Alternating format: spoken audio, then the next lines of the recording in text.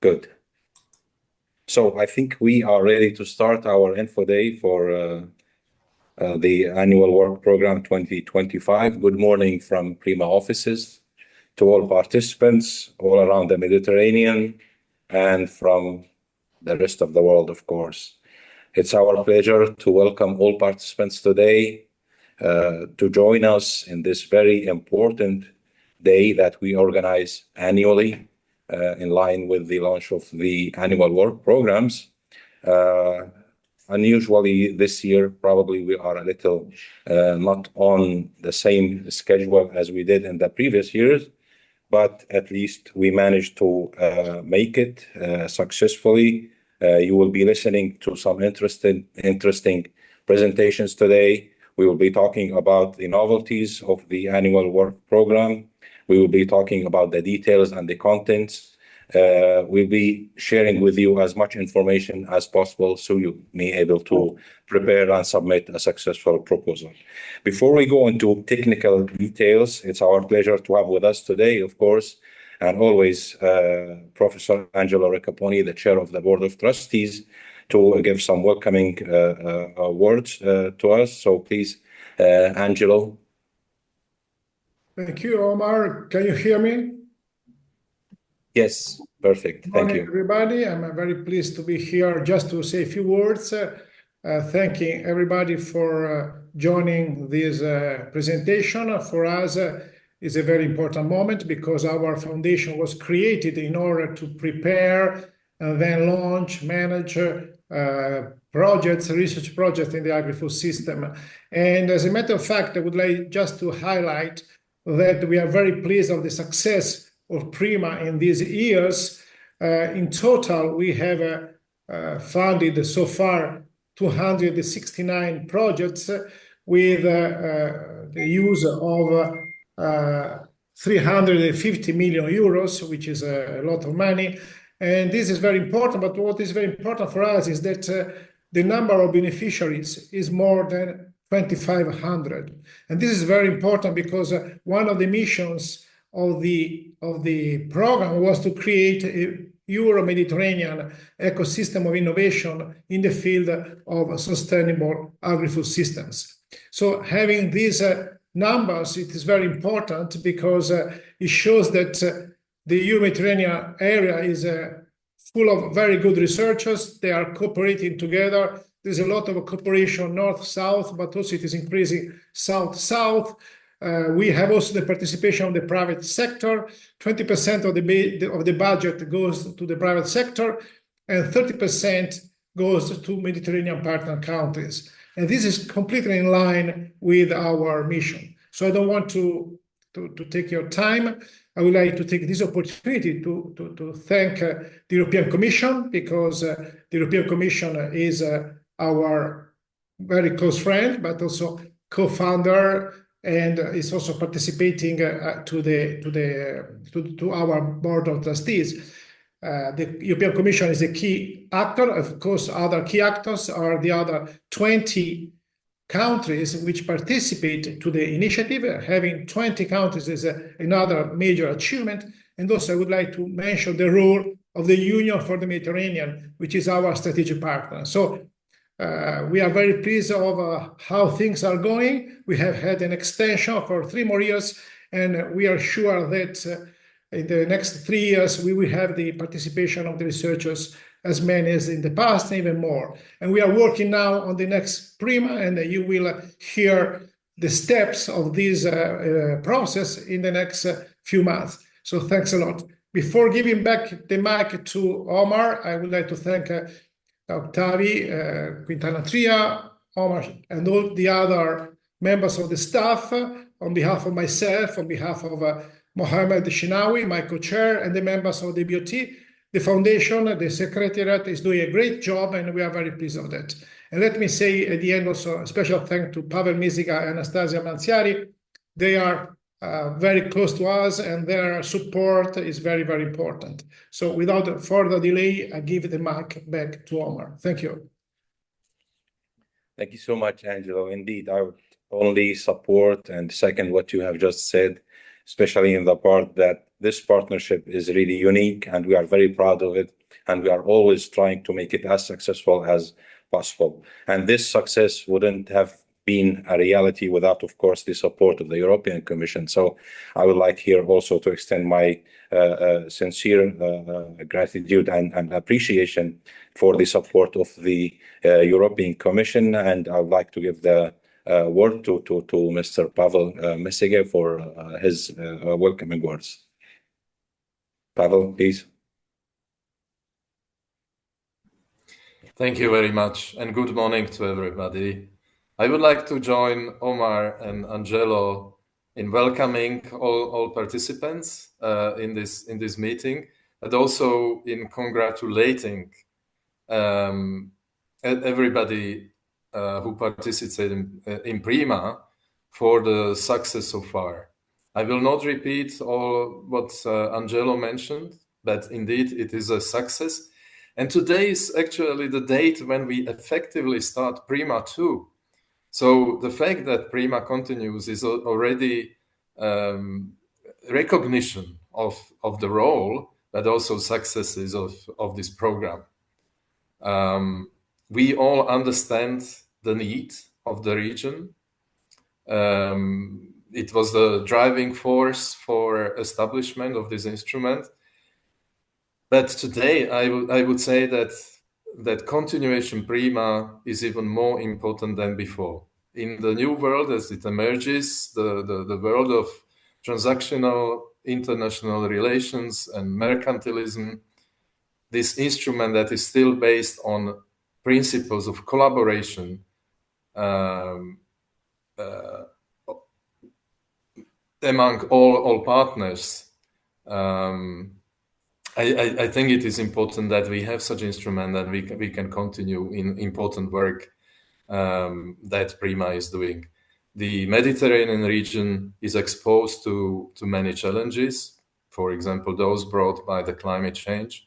We know that there are hundreds of millions of people who face water scarcity, for example, degradation of soil, etc. All these challenges that this instrument is addressing, and we believe that it will continue to succeed in developing and offering solutions to these very important challenges.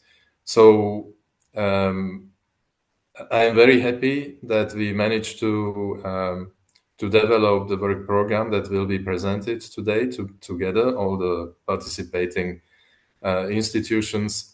And that this will basically mean that we will have another set of important projects that will bring scientists from the whole Mediterranean area together.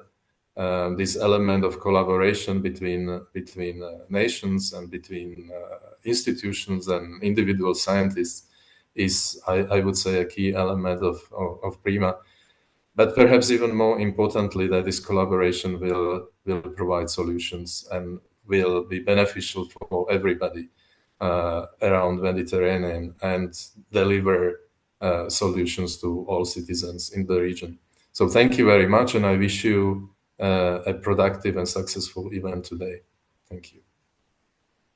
Thank you so much, Pavel, again, and we really appreciate your support, and we all believe that the Mediterranean deserves this kind of initiative and effort towards developing solutions for the challenges that we are all facing.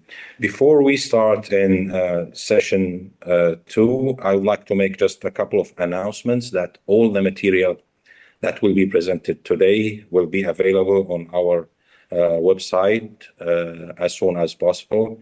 Also, the recording of this event will be also available for you to refer back to it whenever needed. Also, if you have any questions, you may always use the Q&A option on your screen. We will not answer the questions in the comments bar. We will only answer the questions in the Q&A special section. And if you see a question that you wanted to ask and it is already asked, you just click like so we can probably elaborate further, or we highlight it as important question, and we added to our frequently asked questions on our website. So those are the two main announcements that I would like to start with. And as Pavel has just mentioned, that today's call is representing or part of PRIMA-2, which is the extension for 3 years. So there are some novelties that will be presented in details today. I would like to highlight probably some of the key issues that probably you need to focus on, such as that we are applying Horizon Europe regulations on the calls this year. It is a single stage submission. It is mandatory to have an SME and a profit organization in Section 1 calls, and other important issues that will be presented today. So please try to be as focused as possible. Of course, after this event, we are always available to provide any kind of support needed and necessary, in addition to the information that will be available on our website.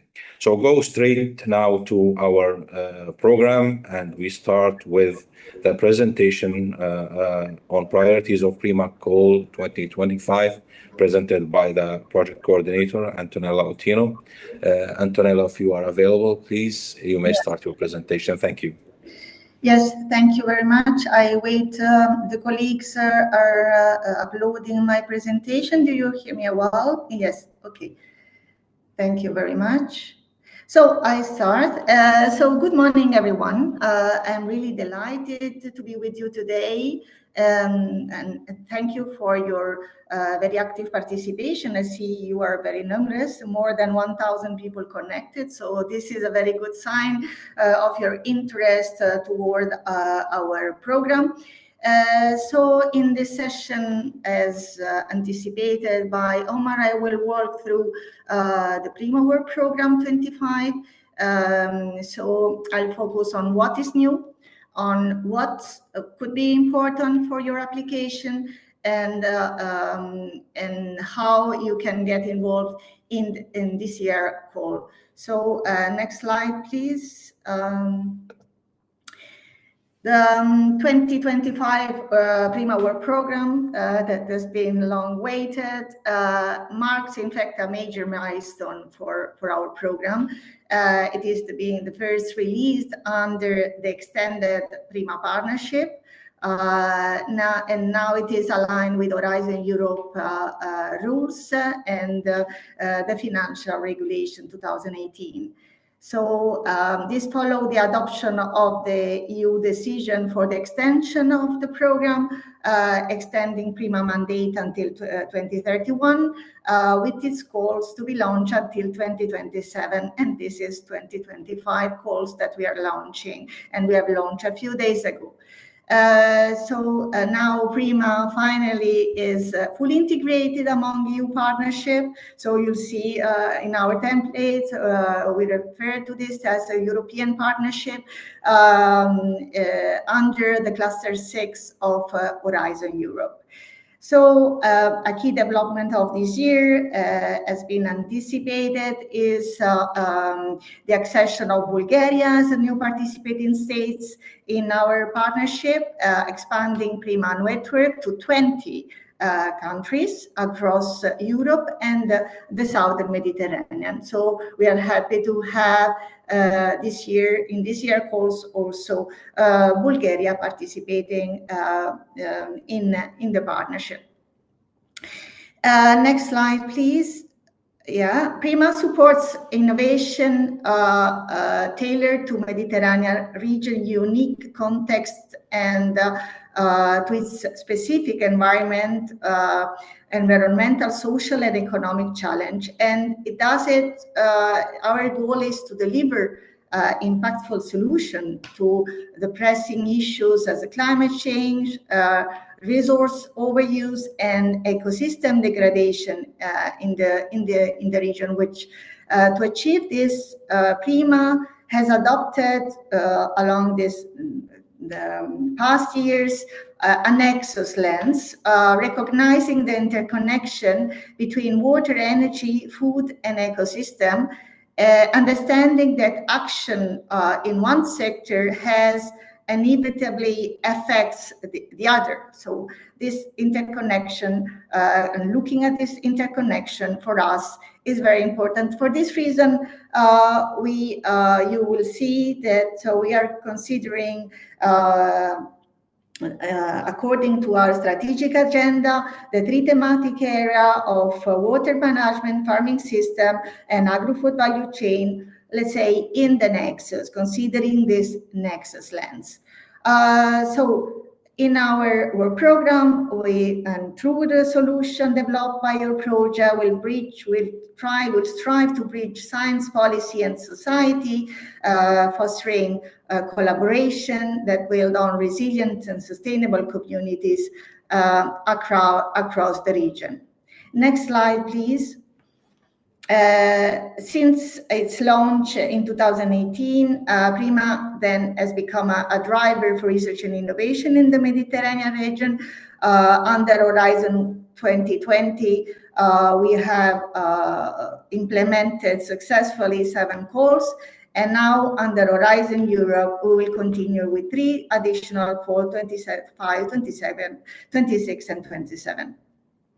And the impact so far, as our chair announced, has been significant with 269 projects, more than 400 million mobilized, and a big community of 2,500 organizations participating into it. And to manage this effort, PRIMA operates through a 3-section structure, namely consider the section 1, which is on action that are managed by PRIMA and that are funded with EU funds and aligned with Horizon Europe rules. While section 2, we are talking about activities that are managed by PRIMA and supported by the participating states, applying national funding rules. And for this, we advise you to look at the national regulation carefully. And then we have a section 3 that we are not focusing on it today, but is part of the PRIMA umbrella that is managed directly by national funding agency and with national rules. But we are focusing today on section 1 and on section 2 calls. So next slide, please. PRIMA now, as have been anticipated by Omar, is fully aligned with Horizon Europe. Applicant must meet several key requirements to ensure compliance and excellence. In particular, I would like to highlight the following: that open science is now mandatory. Through Horizon Europe, it was not like this. It was a choice. Now it's mandatory. So all scientific application must be made openly accessible. And also research data should adhere to the FAIR principle: findable, accessible, interoperable, reusable data. And you should have a clear, robust data management plan, which is now essential. Also, ethics and security. Proposal must address any ethical concern or security-related aspect, in particular involving sensitive technology or potential dual-use risk. This you will see in your template, and colleagues after me will also refer to it in the template. In the part 1, and you should reply to this ethical and security aspect. Gender equality plan in Horizon Europe is a requirement. Public institution in EU member states and associated country must have a gender equality plan in place, but only at the grant agreement stage. So for the moment you can apply. We're having a draft of it, and should not be validated, but it should be there at the grant agreements phase when your proposal will be funded and you will get into the grant agreement. And this will be checked carefully in order to have your involvement in the project. And then impact, as you know, in Horizon Europe, impact is very important requirement. It's a very critical one, and the impact section must be strong and convincing. It includes this year we have defined new key performance indicators and consider that you have to well-structured strategy for dissemination, exploitation, and communication of results in order to demonstrate the achievement of your impact or to achieve your impact, social, economic, and scientific one. So next slide, please. Just a very short hint on the eligibility condition. This will be addressed at the end in the session 3 of our legal officer, but just to understand that still the specific, the derogation of participation still apply in Horizon Europe with the consortium that normally should include the 3 independent legal entities from 3 different participating states, EU member state or Horizon Europe associated country, and at least 1 from a Mediterranean partner countries.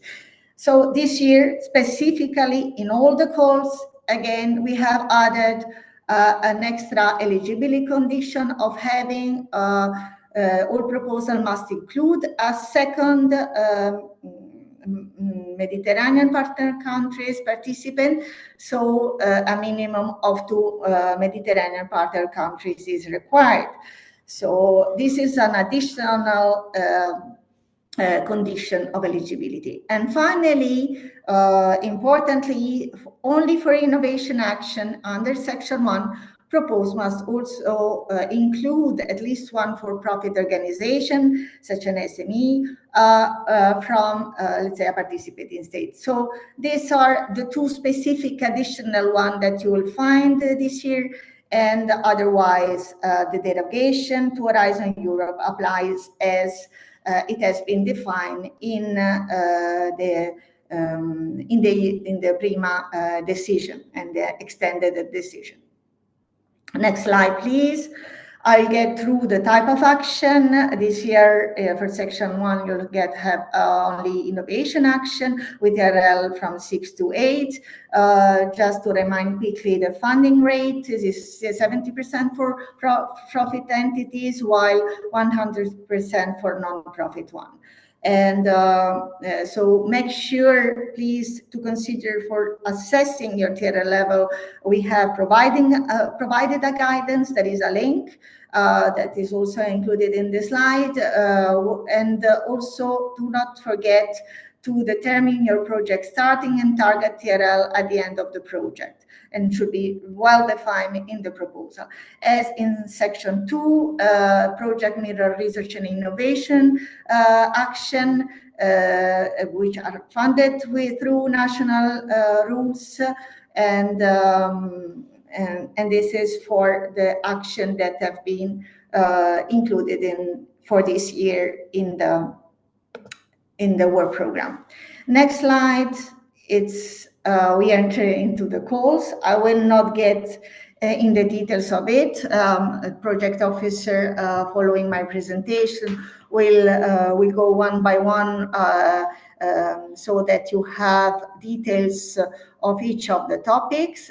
Just to say that overall, in terms of budget, PRIMA has mobilized over 68 million in joint funded, with 32.5 million from the European Union and almost 36 million by participating state.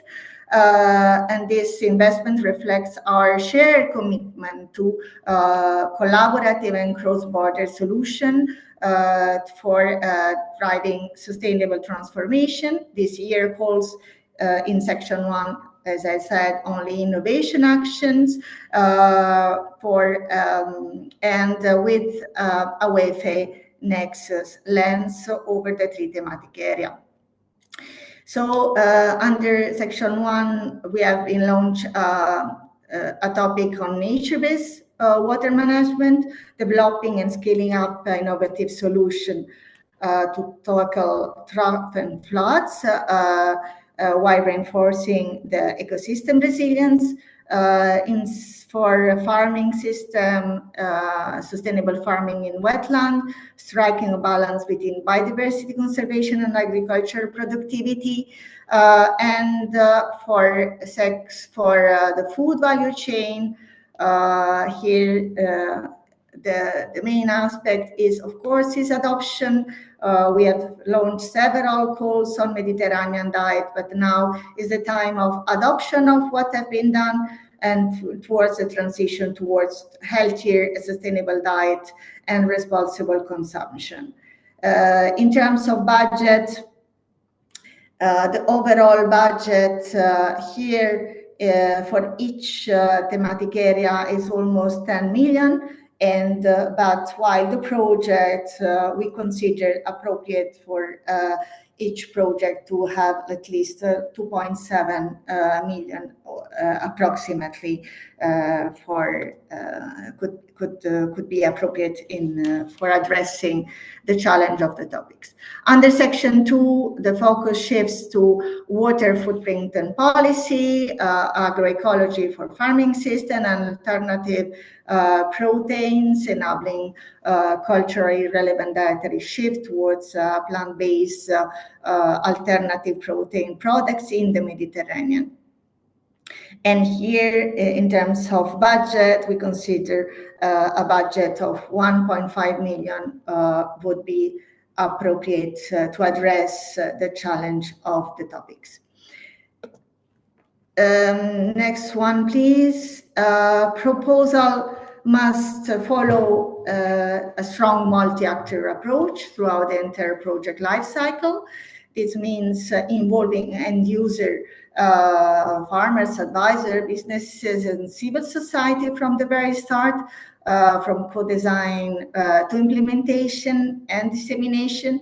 And so also an important aspect is that we would like your proposal have synergies with other PRIMA or Horizon Europe project, amplifying the impact. So look at what have been funded so far in PRIMA and also in Cordix to explore ongoing and past funded projects to have this collaborative action. And you are supposed also to consider budget for allocate a specific budget for activities of synergy. This is also related to the missions and EU partnership. As I said, we are fully EU partnership under Horizon Europe, and so we have considered it appropriate and important that you drive some activities and allocate some activities with in collaboration with the related EU mission. Here in our topic, we have considered that collaboration would be appropriate with the mission soil and mission ocean and water and climate adaptation, as referred in our core topics. Next slide, please, to make your proposal stand out. And we would like to advise you to integrate social science and humanities to better understand behavioral drivers, address social and cultural barriers, and to enhance the uptake of your solution. We also encourage you in the topics to develop concise, accessible policy brief as deliverable to support evidence-based decision-making and ensure that your research remains relevant for policymaker and stakeholder. This is quite an important aspect for us, and again, the path to impact. This is very specific of Horizon Europe, and there will be later a presentation on this in order to help you, support you to identify the most appropriate KPIs and to demonstrate how your projects are delivering measurable results. Next slide. So again, this year, this is the second edition. We're excited to launch the second edition of the Women Green Food System Award. It was a success last year with a lot of participation. We would welcome again the same participation in the second edition. The calls have been open, and the considered submission will close on 15th of July. So we encourage again eligible candidates across the PRIMA region to apply. And finally, the calendar. The calendar you perhaps already know. The calls have been launched. The submission for section 1 result deadline is July 8, while for section 1 is July 15, while for section 2 is July 8, and result in December 2025. Again, be careful, this is a single stage submission. We will repeat this over all the day, so that is quite clear.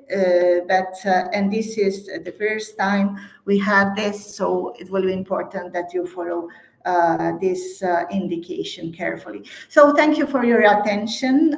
We hope today's session has inspired you to engage with PRIMA, and we really look forward to receiving your proposal and seeing your ideas coming to life. Thank you for your participation, and we are available should you need clarification and details from your side. Thank you. I pass the floor to Omar. Thanks a lot, Antonella. Very useful, very clear information, and I hope that all participants agree with me that it was very useful and very helpful. And thanks for highlighting the key novelties of this call. We move now to the next presentation by our super project officers here, talking about the scope of the PRIMA 2025 call topics. And we will start with Marco. Marco, please. Okay, thank you very much, Omar and Antonella, for this great introduction full of details. Just waiting my colleague, Wageih, to launch the presentation.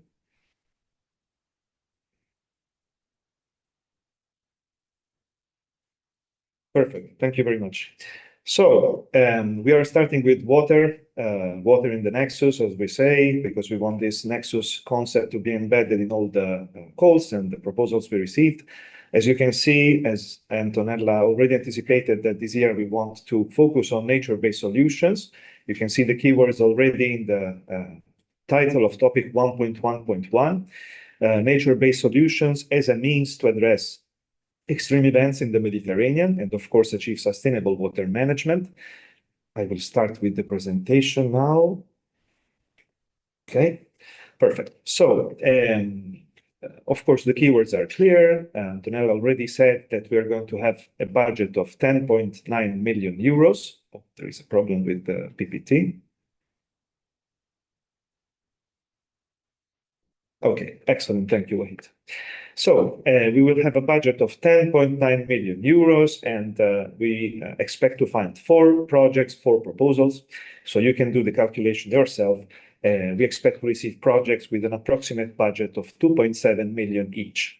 The TRL will be higher this year. Of course, it's a call for innovation actions. As Antonella explained, there is a TRL range that you can refer to, and we're expecting projects to achieve the technology readiness levels between 6 and 8. Again, let's repeat it also for those who just connected to the meeting. The deadline to submit the full proposals will be the 15th of July at 5 p.m.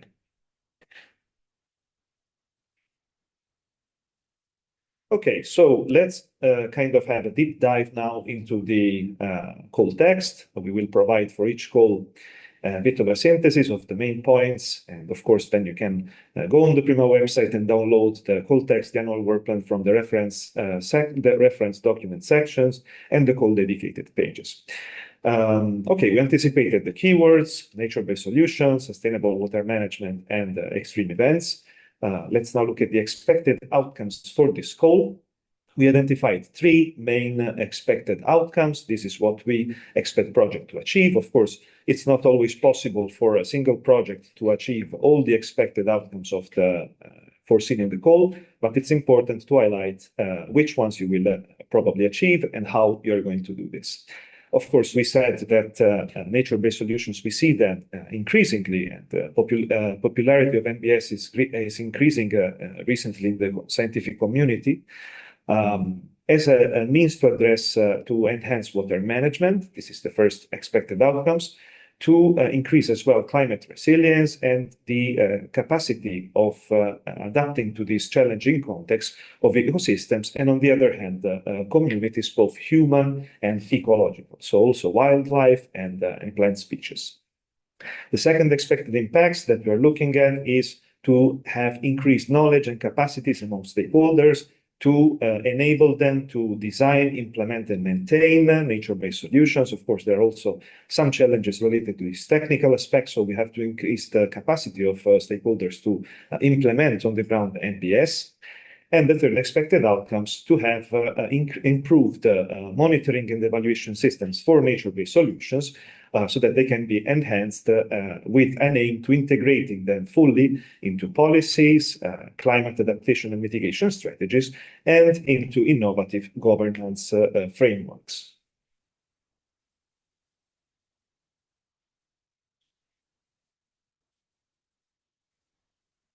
Right. So we looked at the expected outcomes of the call. However, we have to also present a bit the context. We know very well that the situation for water resources in the Mediterranean is tough. We have problems like water pollution. We are witnessing increasingly the negative impact on the environment, on societies and economies of extreme events, which are becoming more frequent. Think of droughts, think of floods, heat waves, storms, and so on. If we look at the status of water bodies, in many cases, both in Europe and also in the North Africa and Middle East, the status is poor. So these are the challenges that we are looking at. We already mentioned them before, but now we have to focus also on what are the challenges for the implementation of nature-based solutions as a means to address them. Of course, their potential is clear to achieve water security and to enhance sustainable water management, and at the same time, they have a great potential for the enhancement of ecosystems resilience and biodiversity. We know that the Mediterranean is a great region that has a lot of biodiversity, and we have to also look at ways to protect it. But again, there are some challenges: financial, institutional, socio-cultural. Sometimes there is a lack of knowledge of the benefits of nature-based solutions, or, of course, these are not popular. There may be also some stakes, sometimes in different types of communities to implement them or not, because they may be seen as something which is not beneficial to some communities. And we make some examples here. So one challenge is that still we have a kind of fragmented, scattered evidence of the efficiency, the benefits, the positive impacts that NBS can have overall. There is a lack of holistic guidelines and approaches for their uptake, for their implementation and then uptake at a larger scale. And there is a need to demonstrate how, by combining different types of nature-based solutions, we can, of course, increase their effectiveness. As disclaimer, which is important for you to better tailor your proposal, to better identify nature-based solutions, PRIMA is aligned with the definition of nature-based solutions that was provided by the United Nations Environmental Assembly Resolution 5.5 of 2022. So please, we provided the full definition in the call text. Make sure that, of course, you're in line also when you're choosing the nature-based solutions for your proposal with this definition. Okay, so we looked at the expected outcomes and we looked at the challenges, the context we have to address. Now, let's look at some potential activities that you can incorporate in your proposals. Now, let me clarify that we want proposals not to present a shopping list. Sometimes you don't have really the time in 3 years to implement all the activities that you can see here on the screen. So it's important that you pick the ones that realistically you can implement, and you demonstrate how effectively you will do so. Antonella mentioned already that you have to include some KPIs, indicators in the proposal to gauge the progress of the work against the initially set objectives. So we will go back to that later. So make sure, just saying, pick the activities that you think are realistic, that make sense to your proposal, and demonstrate how effectively you can implement. Some examples here, again, not necessarily all of them, you have to do all of this in 3 years. First off, we're looking at the identification of nature-based solutions that have to be tailored after the specific context in which they will be implemented, again, to address different types of extreme events and other water-related challenges like pollution. Identifying NBS is also important, well, to identify the potential barriers to their acceptance and how to address these challenges by redefining, if need be, regulatory frameworks. Sometimes, again, there are also some non-technical but more legal regulatory issues that we have to understand how to address.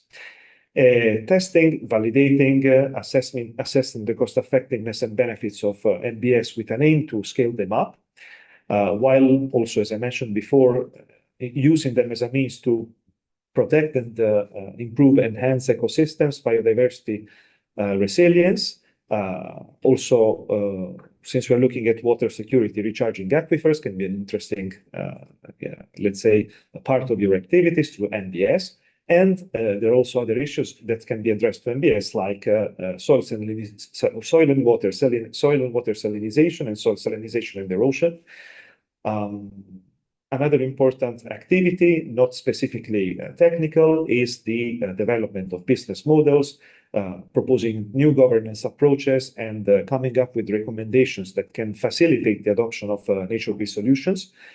Finally, their integration into policies and regulations. Again, I mentioned this aspect before. It's important to also explore combinations of different nature-based solutions to, let's say, have a greater impact. Also with non-nature-based interventions, what we call hybrid interventions, hybrid infrastructure, as long as you can demonstrate their cost effectiveness and the benefits they can provide. And last but not least, developing decision support systems to better select nature-based solutions on the basis on environmental conditions and stakeholder needs. Okay? So different types of activities, you best know how to choose them and how to combine them in your proposals. Very quickly here, Antonella mentioned already some of these aspects. Again, don't forget to embed your Wi-Fi Nexus approach in the proposal. The multi-actor approach is also important, so researchers should engage with what sometimes we call the triple, quadruple, quintuple helix, different categories, different stakeholders. Try to have this kind of co-creation activity so that solutions can be validated by potential users, potential beneficiaries. It is expected that projects, possibly all projects funded by the same pool, produce some policy briefs so that lessons learned, research finding can kind of be turned into some insights, some evidence, and useful information for better decision making. And it's important to not just work with the teams involved in your project, but also to connect with other partnerships, like, for example, the Water for All partnerships, EU missions, the mission on adaptation to climate change, other PRIMA projects, other EU-funded projects, the network Nature, which has a specific focus on nature-based solutions, because all of the aspects I mentioned in this slide probably will help you achieve a greater impact overall. And it's good to have this kind of critical mass working together on the same objectives, rather than isolated projects. Very quickly here, before I conclude, please check the reference document section of our website. There you will find specific documents that will guide you on how to choose and use key performance indicators in your proposals. Make sure that you highlight how your proposal will contribute to the achievement of sustainable development goals. You can see two examples here, SDG 6, SDG 13, about water and climate. But of course, you can pick any other SDG as long as you demonstrate how it will contribute to its achievement. And again, it's important to highlight how you are also aligned with and aim at contributing to EU and international and national as well as regional policies and strategies. You have some examples here. Again, Water Framework Directive, European Water Resilience Strategies. That is going to be a very important document for the years to come. Again, I stress the importance of also, since we are a Mediterranean program, whatever policy, even national policies from southern and eastern Mediterranean countries, if you think you can help out with achieving their objectives, it's important that you declare it in your proposal. And I think I'll conclude here. Thanks everyone for your attention.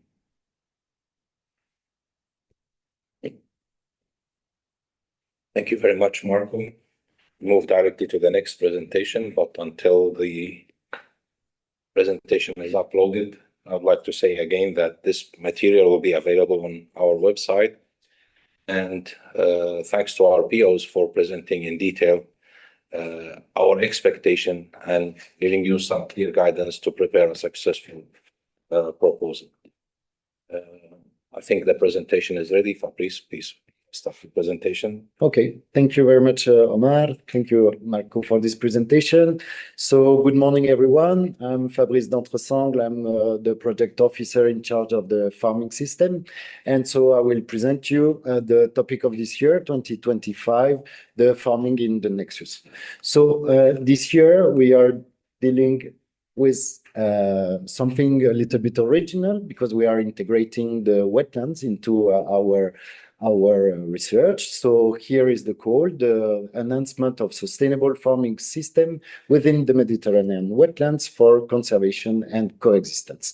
It's an innovation action, so we are expecting projects that have high TRL, 6 to 8. So this means activities that are developed on the ground under real conditions that provide a concrete solution to the end users, to the stakeholders, etc. So please have this in mind. Very applied research that we are looking for.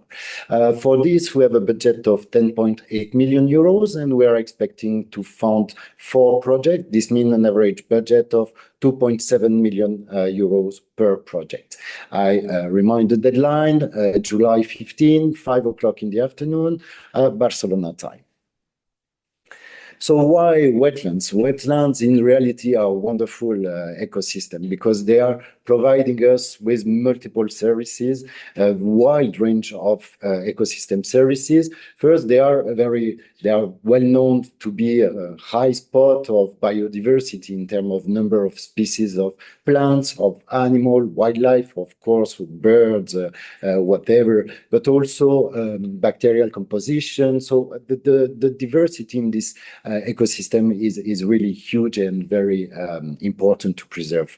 There are many things that can be found within this. The wetlands are also are nature-based solution, let's say, that prevent and that play a very important role in buffering all the extreme events. We have just seen with the presentation before of my colleague Marco, nature-based solution and extreme events. The wetlands are by nature, I would say, a kind of nature-based solution because they are working as big sponge. When there are too much water, they absorb it, they retain it, they maintain it in the system. And when we are suffering more dry conditions, so it can release, the wetlands release this water into the surrounding system. So this is very effective and it's cost effective generally.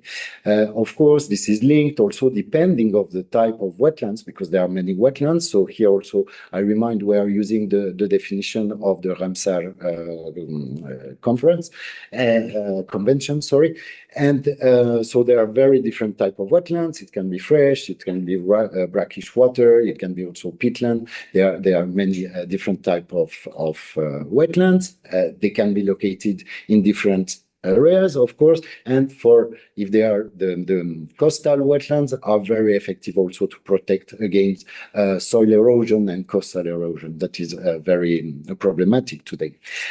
We've seen also they are maintaining water in the ecosystem, but they have also purifying activities. So this is very important for cleaning the water, even for drinking water for population.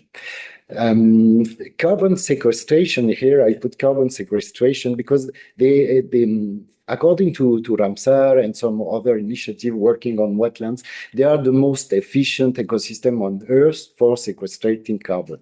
So it really deserves to have a special look, a special attention to this ecosystem, because it has been said that peatland that represent maybe less than 5% of all ecosystem on Earth can store more than 20% of the carbon that we have. So this is very important to have a look at it, because under the umbrella of climate change, of climate mitigation, this is a service that is very important for us. Wetlands are also areas where we have fruit production. So depending again on the type of wetlands you are considering, but traditionally we have rice cultivation, we have also salt extraction sometimes, we have cereals, and the wetlands can be used also for grazing animals. It depends. Every wetland can be different. So according to the type of wetlands you are focusing on, we have different services that are provided. And recreation and tourism, this is an important point, because personally I'm a bird watcher and I like to go in this area to do bird watching. There are many activities, outdoors activities, that are becoming also more and more popular, and so it's an important place to conserve. But unfortunately, and as many things on our Earth, 50% of our Mediterranean wetlands have disappeared in the last 20 years. So this is it's a big warning, and the threat are always human activities. So mainly agriculture, and I think this is why we have this call also to strengthen these links that can exist between agriculture and the wetland, and to try to find sustainable solution for the coexistence of these two economic activities and the wildlife associated to the wetlands. So generally, agriculture is using the water from the wetlands, so they are over extracting this water. There are big problems of pollution also linked to the spread of and the leakage of fertilizer, of chemicals, of herbicide, etc., that are leaking there. Another common practice is to dry this wetland to expand the arable land. So this is not, of course, a sustainable way of managing this area, but this is a big threat. This is worsened, of course, by climate change, the rising temperature that can change all the diversity that lives in this area. The sea level rise, if you are a coastal area, you can suffer also salt intrusion. There are many problems with this, and the altered precipitation pattern that is changing completely the hydrology of this area, let's say. So these are some threats. Another main threat that is linked to the land drainage is for urbanization, the expansion of our city, the infrastructure development, and the tourism pressure. Everything is linked to my last point, that is on social-political aspect, that show that we have inadequate policy and governance, because of we are not managing well this area and we are letting them disappear. This is linked also to the lack of awareness and education about this area. So what we expect now in this year, in our call, this is the expected outcomes, is to achieve an integration of farming system and wetlands, and kind of balance. For this, we expect the project to propose solutions that improve the resilience of this area, of this ecosystem. So safeguarding, of course, the main ecosystem services that is mainly about flood and drought control, while supporting an economic development and food production in this area. We've seen that the wetlands, some of the wetland may be very important in greenhouse gas mitigation. So we expect you to also assess the wetland, to have a clear evaluation of the capacity of carbon sequestration and the role that can play this ecosystem mitigating climate change. Of course, without policy, it's difficult to put in place the solution. So we encourage and we expect the project to write some policy recommendation, to develop some policy recommendation based on the evidence that you will develop or you will obtain during your project. This is very important. And of course, last but not least, the promotion of agrobiodiversity. So diversity that may be specific to the wetland, but agrobiodiversity also in terms of adaptation to the local area and food produce in a sustainable way. So the scope for the approach, what we expect, what kind of activities that we want you to address. Not all of them, as Marco was saying before, have a realistic and a feasible project is much more important. But the scope, what we expect is kind of holistic approach where you integrate this nexus approach. So the Wageih, we have been talking about the Wageih nexus, water, ecosystem, food. Here it fits perfectly with this definition, and it's to try to minimize the trade-off between the food production, between the conservation or the restoration of the wetlands, the wildlife, the ecosystem services. So trying to find the best way, minimizing this trade-off and exploring synergies instead of doing a trade-off. We've said that the carbon aspect for greenhouses gas mitigation is very important. So here we expect an evaluation of the wetland with clear and appropriate indicators that can show how much the wetland is able to generate. Because if well managed, it can absorb, but if it's not well managed, it's the contrary. The wetland can have more emissions. So we have to be careful with that. When we were talking about this holistic aspect and this integration of the Wageih approach is to develop or to integrate sustainable agriculture within the wetland. And so using, of course, sustainable practices that can valorize the ecosystem services. As we were saying, all these maybe technical aspects have to be translated into policy to push the stakeholder and the policymaker to change maybe the regulation or to have better regulation or management strategies. And of course, if you want the people to follow you and adopt your solution, a socioeconomic evaluation is needed. So we are asking to have a kind of cost-benefit analysis to convince the people to adopt your solution, farmers, stakeholders, of course. How to do that? So we expect you to have this multi-actor approach. It's by definition, we have seen that an eligibility condition was the inclusion of an SME, for example, in this call. So don't forget to have an SME. But it's very important to have not only scientists, but here the wetland is a nexus. So you have water, you have soil, you have farming, you have stakeholder, you have tourism, so the civil society is involved, the policymakers are involved, the farmers are involved, cooperative. There is a lot of people here, and we expect you to bring all these people together and to make them speak and try to find the best solution that is the best for everyone. So this is important. Nature-based solution, for sure. We are pushing for nature-based solution, respectful practices that decrease the use of chemical and fertilizer. As also, we are here with an innovation action. And I said, we're expecting things very concrete on the ground. You have to build on existing data, build collaboration with EU project, PRIMA project, EU partnership. There are missions also. There are many available data. So don't do again what has been done, but go further. This is our message. Build on and go further. This year, we have a specific point on gender equality plan also. And so it's important to have part of your project that integrates something about women and youth empowerment, to give them access to fields that are sometimes not so open for them. So it's important to have a special focus on them. We ask you to integrate some KPIs in your proposal.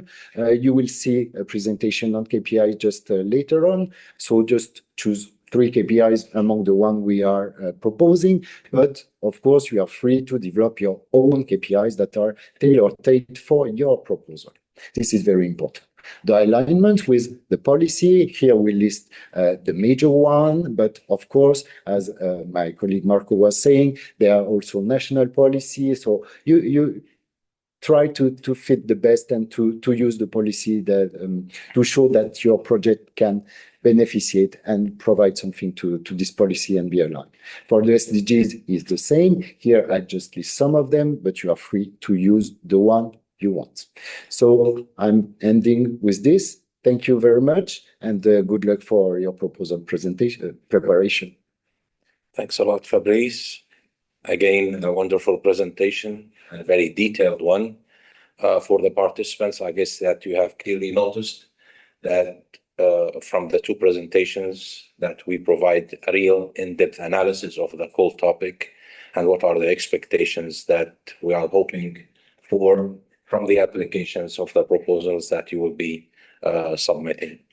We will continue also with the other topics, and the next presentation will be delivered by Ada. Ada, the floor is yours, please.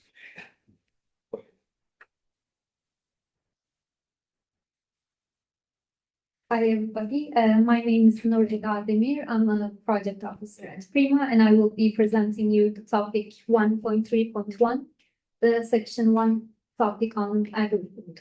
So this year's topic is transforming Mediterranean food systems, empowering consumers for sustainable diet.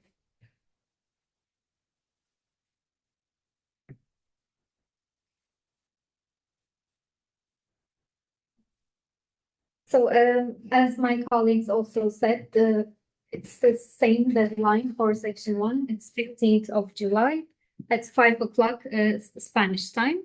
So the overall budget we have for this call is 10.8 million euros. And we expect to fund 4 projects, which means that each project will have an approximate budget of 2.7 million euros. And because it's an innovation action, we expect that at the end of your project, you should reach TRL level 6 to 8.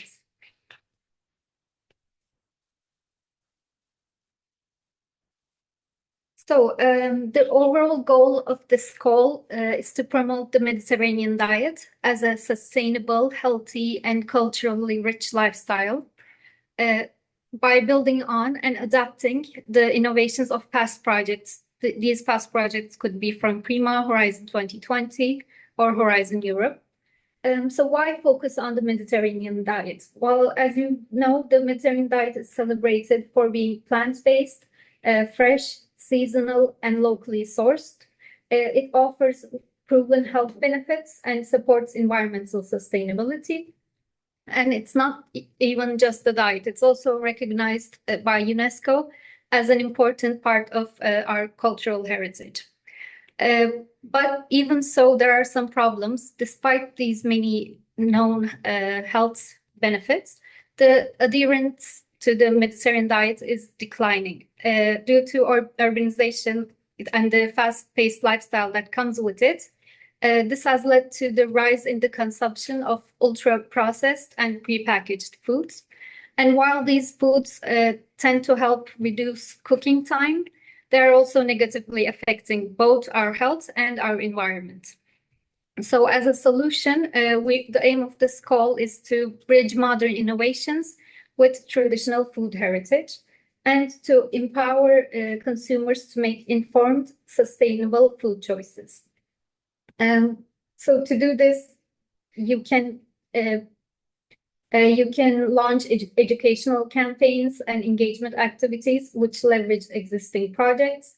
This will also help to enhance transparency and trust in the Mediterranean food system and focus should be on targeting specific demographics while also supporting tailored dietary guidance for different needs and fostering the adoption of the Mediterranean diet among different communities.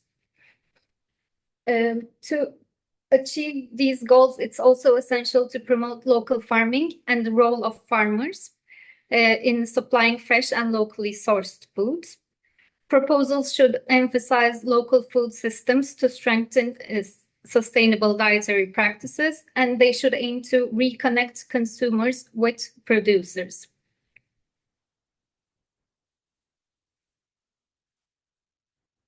So with your projects, the expected outcomes are to implement innovative approaches that will enhance the adoption of the Mediterranean diet across multiple and diverse age groups, such as children, adults, or the elderly.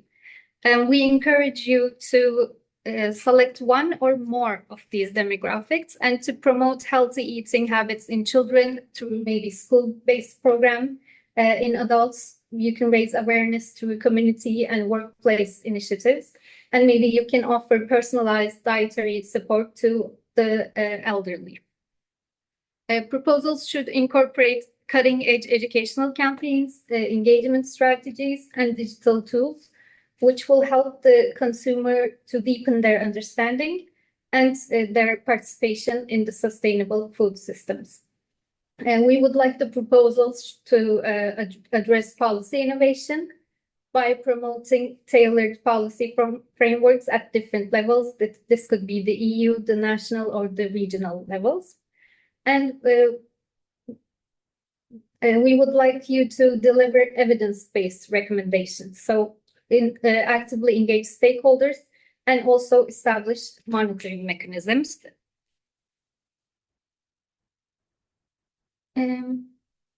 The proposed activities should reinforce adherence to the Mediterranean diet. It should encourage the development and adoption of sustainable, healthy, and preferably organic food products, which align with dietary guidelines.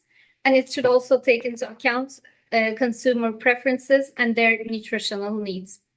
You can implement hands-on training by using virtual reality and gamification, and this could help you to educate different demographic groups. We would like you to leverage digital resources from past PRIMA projects or past Horizon 2020 or Horizon Europe projects, and to build community-driven learning experiences. And these initiatives should be tailored to specific demographics, as I said in my last slide. So it could be children, teenagers, adults, elderly, and different groups. You should also try to foster partnerships between consumers and researchers in order to develop innovative, personalized food solutions. And you can use AI-driven mobile apps to do this. This is just one example. You can choose to do something else. And we would also like to see tailored policy recommendations, which reflects dietary habits and preferences across these different demographic groups. We would also like you to embed the Mediterranean diet principles into public food procurement through pilot programs, which could help to support the local economy. It could help enhance environmental sustainability and promote nutritional quality. And again, as my colleagues mentioned, the approach is the multi-actor approach. We would also like to see some living labs because they will bring together consumers, farmers, and experts and help to co-develop these sustainable food practices that we would like to see. We would also like to see some cross-project cooperation. So your proposals should include dedicated tasks and plans to collaborate with other PRIMA-funded initiatives. They should have consultations and joint activities with each other. And we also encourage you to have synergies with PRIMA, Horizon Europe, and other European partnerships in order to maximize the collective impact of these initiatives. So as also mentioned by my colleagues, we would like you to include key performance indicators. We will have a dedicated session for these KPIs, but I just want to remind you that we have a KPI handbook on our website, and it's obligatory for you to include at least 3 KPIs from our handbook. But the rest of the KPIs is up to you. But please, I would like to underline that 3 of them have to be from the PRIMA KPI handbook. As also mentioned by my colleagues, we would like you to have cooperation with EU policies or links to EU policies. We have listed some in the call text, as you can see here: the farm to fork strategy, the common agricultural policy, the white paper on strategy for Europe on nutrition, overweight and obesity related issues. These are just some of them. It's not an exhaustive list, so please don't think that it has to be one of these. You can include links to other EU policies as well. And we would also like to see how your project contributes to the Sustainable Development Goals. You can choose any SDGs you would like. Some of the more relevant ones could be SDG 2, Zero Hunger, SDG 3, Health and Well-being, SDG 12, 13, 17, but it's not an exhaustive list. It's just to give you ideas. So this is my presentation. Here you can see my email. So if you have any questions at any time during the call application phase, you can contact me. Thank you very much. Thank you very much, Ada. Excellent presentation as well. Until we are ready, I think we are already. So we move to the next presentation.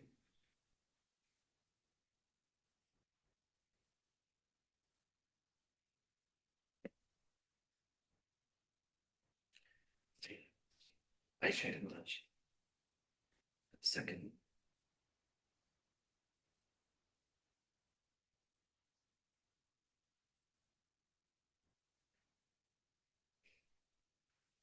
Thank you so much, Omar. So we will move to section 2 topics. It's a pleasure for me this year to move to section 2 course together with my colleague Mohamed. You know that you know me through the Wageih nexus, so through water. So now the Wageih nexus is now embedded in all the topics, so we can move from one core to another. So this year, as usual, section 2 topics is structured around 3 key topics: water management, the water in the nexus, farming in the nexus, and agri-food in the nexus. So as you can see here, the water is about the water footprint, and from the point of view of the policies. The farming is about how to upscale the agroecology practices at the farm level, and the agri-food is about the plant-based alternative proteins. So be sure that the section 2 calls topics are research, innovation, action. So we have to expect, let's say, intermediate TRL between 3 and 5, and we expect to have project for 1.5 million euro, and we will fund more or less between 25 and 30 projects. So let's start by the first topic. The first topic is water in the nexus. So it's about enhancing policy development through the impact-driven water footprint and virtual water concept in the Mediterranean. So please bear in mind that the deadline for the submission is 1 week before section 1, 8th of July, 2025 at 5 p.m.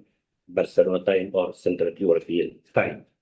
So let me go quickly to the context. Maybe you are asking about this water footprint. You know that water footprint is not only, let's say, a resource, but also if I consider the water as the thread, woven through the different components of the resources, food, land, ecosystem. There's a lot of challenges, and we know very well, and we're experiencing the impact of the climate change, the cascading impact of the climate change, the drought, but also we have extreme events. But we have another important, layer, deep layer, if you can see, hidden, which is basically the dependency on water footprint, external water footprint, and also on the green water footprint. As you can see here, from the point of view of the external water footprint, so the region relies on external water footprint through importing agri-food from outside, from countries experiencing already water stress. I have selected some countries here, and you can see the percentage of external water footprint imported. It can reach even 91%. We have 60%, 47%, and the average in the world is around 21, more or less 21%. So I think this is appealing for us to consider the water footprint in our policies. But also when it comes to the internal, the green, water footprint. So all our waters, is green. We can say green is the water in the soil, which is basically based on the rainfall. However, this resource is no longer reliable because, as you know, the cascading impacts of the climate change is making a lot of impact on the region, and we don't have enough water in the soil for the food production. And as you know very well, agriculture consumes more than 70% of the water footprint. So besides this, let's say, the deep layer, or they can say this is the hidden layer of the external and also the green water footprint, we have an issue with the policies. Most of the policies are focused on the blue water, so a lot of incentives and a lot of subsidies. But for when it comes to the other types of water, in particular the green water, very few countries have policies that are oriented to this green water. And the food production is based mainly on the green water footprint, which is is coming from the rainfall. So what we expect from the selected project. So we expect that you have to revise the policies, to update the policies, and from the lens of the water footprint. So as I said, we have the different policies, but maybe we have some different gaps in when we look at the water footprint from the point of view from the external and also from the green water footprint. What we like to see as well, this connection, all the topics now are connected, are rooted in on the Wageih nexus. Now we are moving to the resources nexus, and we need to see these connections between water footprint and all the resources, because we cannot, continue the business as usual, having different silos separated. We would like also to see how you can enhance the adaptation and mitigation to climate change, and not only from this point of view, but also from the point of view of the biodiversity, of the point of view of the economic point of view, which is basically, we would like to have finance again from reducing footprint. We need to highlight this because the fact to rely on external water footprint or any other categories, so this is also an economic perspective, and we need to have this financial gains from the lens of the water footprint. And the last, outcome, not least, of course, the stakeholder dialogue. We need to have this space of dialogue between the different water users. So as you know, you have this water footprint network for all the world, but maybe we can focus it on the Mediterranean and have to this, why not water footprint for the network for the Mediterranean. So what you have to do to achieve these outcomes.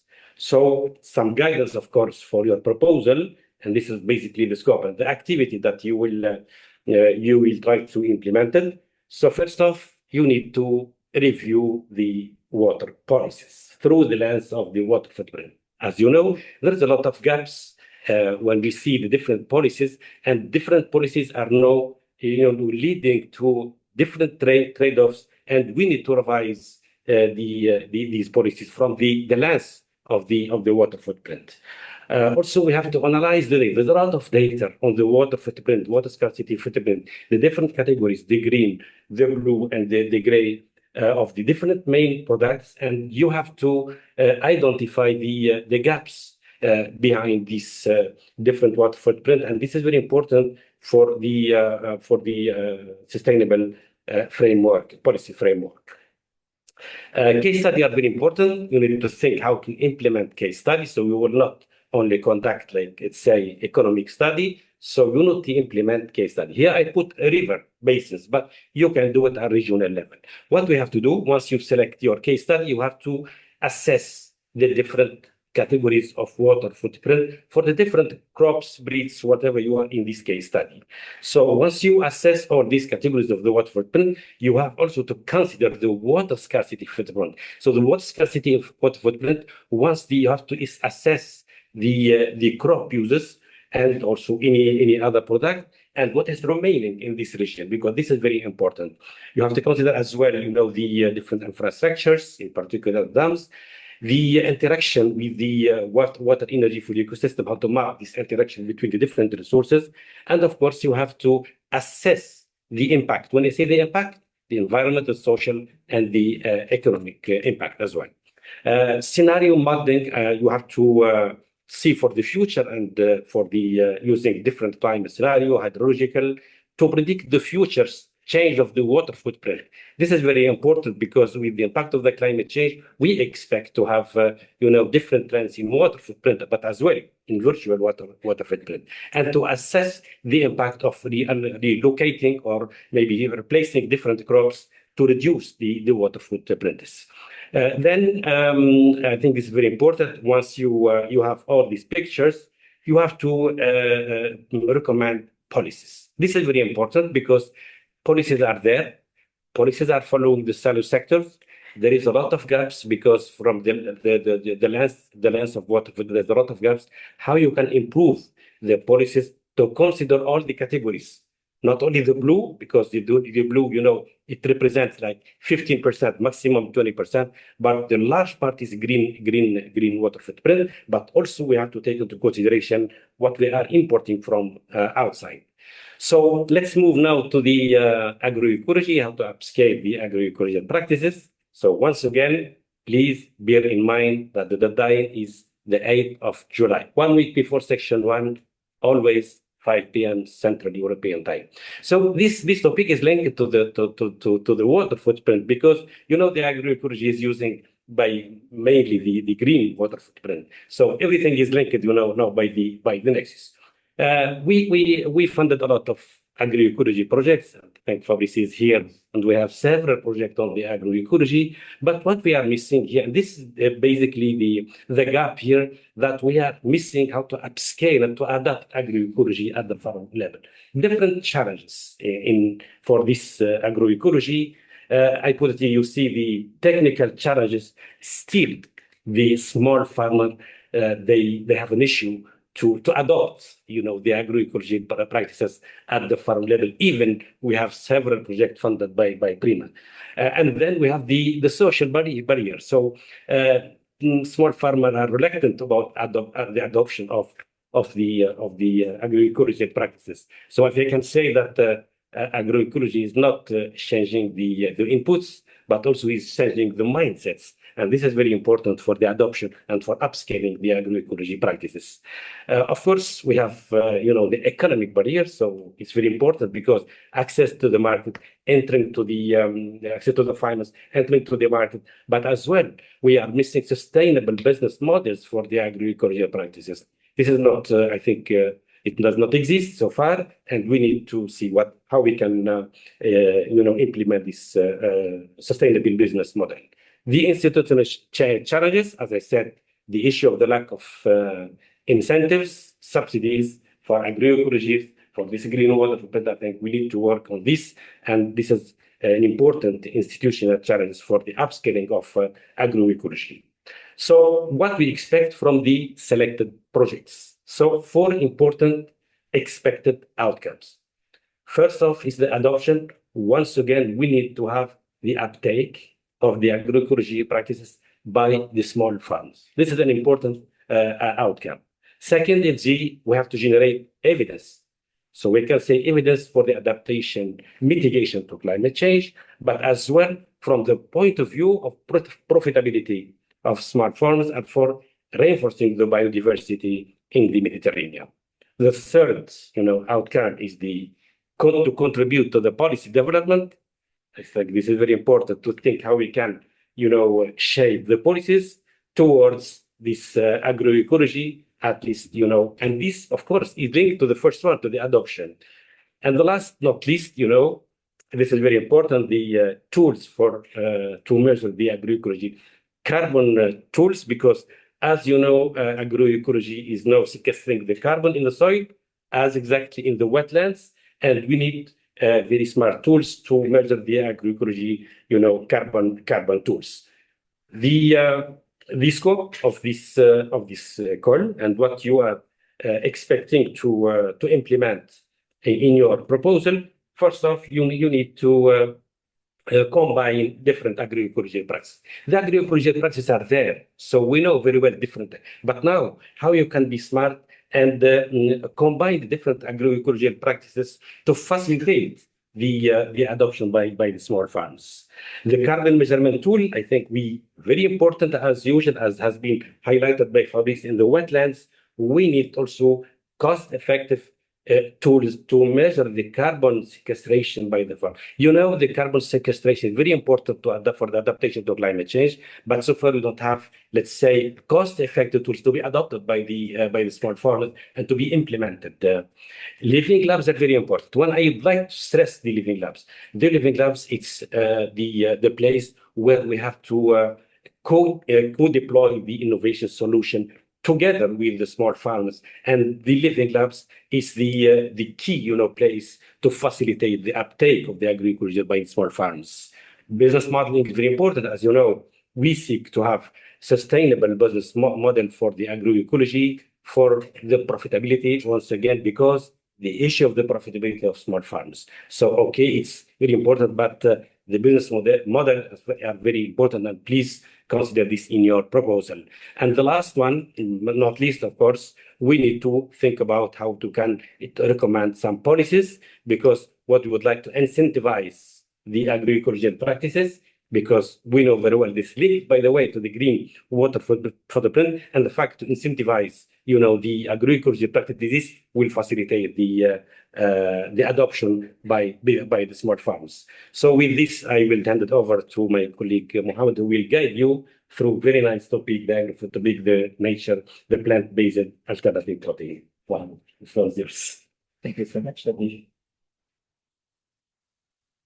Good morning to all of you. It's a pleasure to be with all of you again, every launching Infoday of the PRIMA every year. We are now reaching almost 1,400 participants. So this is a substantial increase from the last year. So thank you so much for joining for the day Infoday. As my colleague already mentioned, Ali, for this year, for section 2, we have 3 topics. We already presented the water and the farming, and it's my pleasure to present to you in the next few slides the agri-food topic for this year for section 2, which is toward a plant-based alternative protein products for improving the transition in the Mediterranean region. Again, the deadline for section 2, it is the 8th of July, 2025. So please consider this deadline. It is a research and innovation action. So we're talking about TRL from 3 to 5, and we are expecting to fund projects around 1.5 million. Please, this is very important in order to have a significant impact and outcomes of your project, to have your budget around this budget. So in order to understand why PRIMA is publishing those topics every year, it is important to understand the challenges or the context. So in this case, you can analyze the root causes of the problem, and then you tackle it through your solutions. So we know that the animal-based protein, it's very common and significantly being used in the region, with a strong cultural attachment in our region with this consumer behavior. We know as well that the animal-based protein has a higher water footprint and higher carbon footprint in comparison to the plant-based protein and other sources. For instance, the European Commission in 2024 stated that the animal-based protein represents around 64% of the protein consumption in the EU.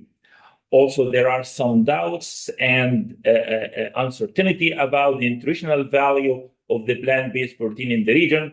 Again, this reflects on this consumer behavior to tend toward more the animal-based protein in a region which was originally suffered from the water scarcity and other problems with the climate change. We know that we are one of the most vulnerable regions in the world affected by the global warming. In addition, you need as well to understand the economic and the political or the policy dimension of the problem, that there is insufficient availability of the plant-based protein products in the market, and also absence or the weak policy support and incentives for the producers of the plant-based protein. So for all those factors or negative problem that we have, we are expecting from the projects to achieve this list of the outcomes throughout your project, such as to have an innovative food products and to improve the plant adaptation through this shifting toward the plant-based protein. But again, as we did in the analyzing the challenges and the problem, it is important in your outcomes as well to classify it into not only the technological advancement, but also the environmental, economic, and the cultural dimension. So I expect from your project to reduce the environmental footprint by this shifting toward plant-based protein, to improve the culture and preserving the culture, the local culture, by advancing the adherence to the Mediterranean diet and to the plant-based protein, and also to strengthen the local economies and the local retailers, small producers, especially in the underserved regions, and for sure to have a greater public engagement and awareness. In order to achieve this, we have the scope, or let's say the set of activities, such as the technological development, that we are looking for projects that will improve the plant-based protein acceptability and sustainability, and as well as the productivity. Also, the projects need to identify the allergen in the plant-based protein in order to increase the consumer trust and confidence to the safety of the plant-based protein. In addition, it is important to evaluate the nutritional value and the digestibility for the vulnerable groups. And here, it's up to you and your consortium members to decide the scope of your project, how wide the scope will be. Like, okay, we will focus on different vulnerable groups, or you will address specific target groups, such as maybe the adolescents, infants, children, or elders. It's up to you to decide. Last but not least, and this is very, very important, and many good projects sometimes forgot to mention this or to cover this, how you will engage the consumers as part of your project. So it is important to think, let's say, out of the box, not just to have like the regular social media channels and the website, but engage as well with the local media channels, such as the radios or the TVs or newsletters, also community campaigns as well, in order to increase the awareness of the consumers about the importance to shift toward this plant-based protein. Once again, for all topics of Section 2, as well as my colleagues mentioned in Section 1, it is important to guarantee the stakeholder engagement and the involvement of the end users in your process, not just at the last stage of your project, but at the design phase even of your project. Also, you need to consider the cost effectiveness of the solution that you will develop, considering that your solution, there are other alternatives available in the local market. So we are looking to have the developed solutions to be more affordable and cost effective as well. Last but not least, and this is very important, is create a synergy with previously funded projects. And here we are not just talking about the PRIMA project, but also it extends to the Horizon Europe, H2020, other EU Mediterranean collaborative projects. You can build and to maximize the impact and to capitalize on the findings of the previously funded projects. As my colleagues already mentioned, that it is mandatory in each one of your projects to address at least 3 KPIs predefined by the PRIMA program. And we will have our colleague Itzel, she will present this impact pathway document and the handbook in very detail in the afternoon session. In addition, it is very important to consider that PRIMA topics are not a standalone. We are part and co-funded from the European Commission and from the participating states. So it is important and essential to align your product and your outcomes and activities to the strategy, to the EU strategies and policies. And we tried our best to help you by providing like a list, suggested list from our side with the main relevant EU strategies and policies. Not to forget as well to link your product with the different SDGs. Once again, we have listed down some of the relevant targets and SDGs, but you can go further by this and you can introduce your own key performance indicators in addition to the one that you will pick from the PRIMA handbook.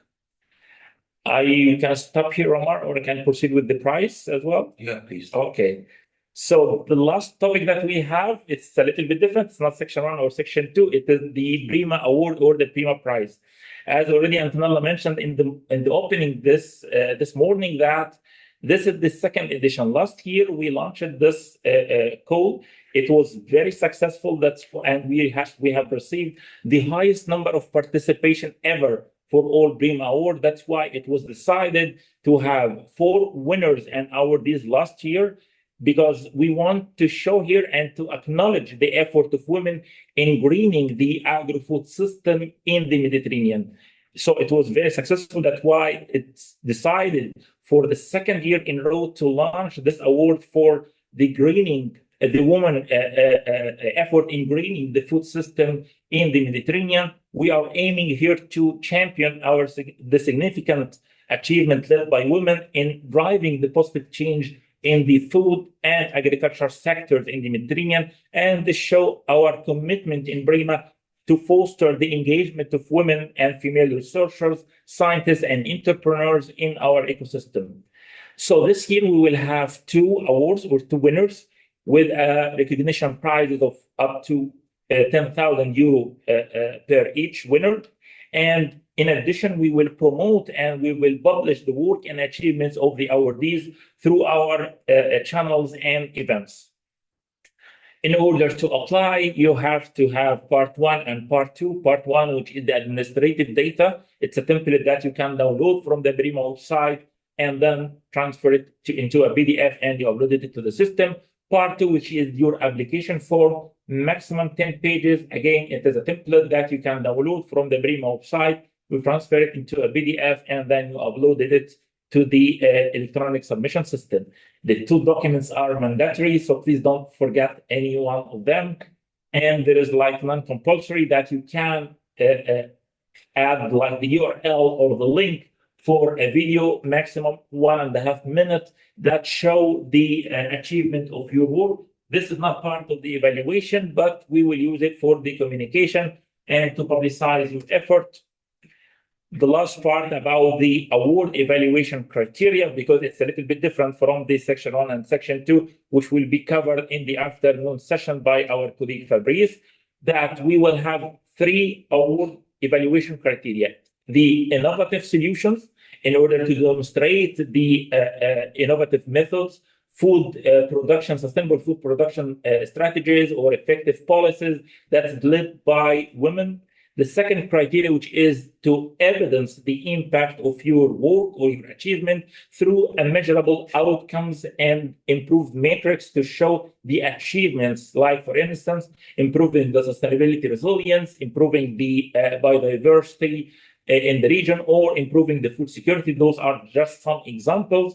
Last but not least, and this is very, very important criterion, which is the women empowerment. It is very important and essential to show how you guarantee the inclusivity and inclusive participation of women in your activities as the target groups or the final beneficiaries, as well as part of the decision-making process of your initiative or your work.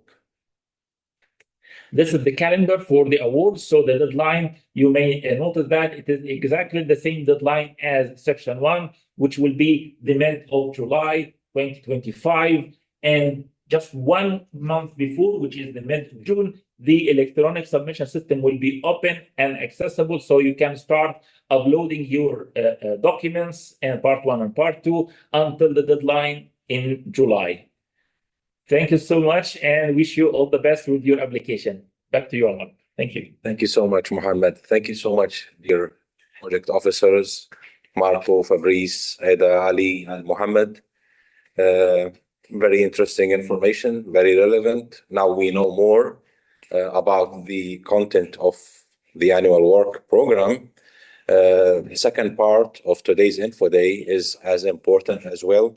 It will continue information about the submission, call management, financial and legal issues. So please stay tuned with us. We are perfectly on time. So before we take a break, we have a very quick like interactive session. We have some SLIDO questions that we would like to ask, kindly ask you to reply to this exercise.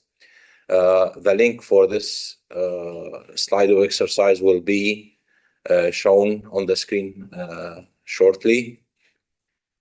So again, this kind of exercise is designed to know more about the participants and the participation in this Info Day, so we can, or it can help us or provide this information to better enhance and further enhance the design of our future Info Days. It will be a very short like exercise, so please scan this QR code. We'll give you some seconds to do so.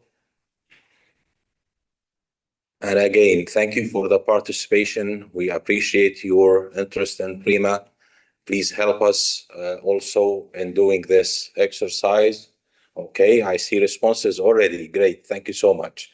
So for the first question, just to tell us where you're from around the Mediterranean, which country, other countries in the world, so we know who is watching us and who's following us today. Great. You have more chances, few more seconds to answer. Please keep responding to this question. Well, so far, Italy is dominating. Okay, so other participants. Great, great. Thank you. Thank you so much.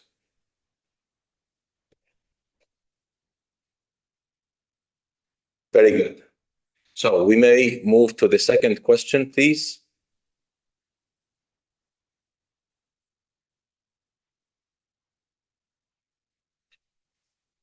Okay, if you have participated in previous Info Days, or this is your first time, so we'd like to know the newcomers, or how many, what's the percentage of the newcomers?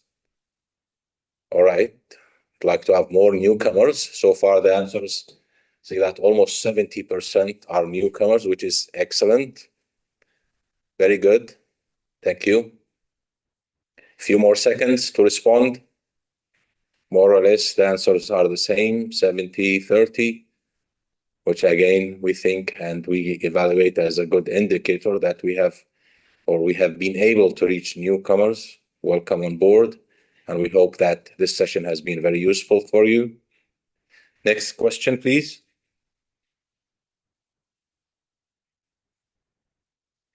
Okay, for those, or not necessarily that you have participated in the info session, but if you have applied to any of the previous calls, and here you have the option as coordinator, as a partner, both as a coordinator or a partner, or you have never applied for PRIMA. So please start answering this question.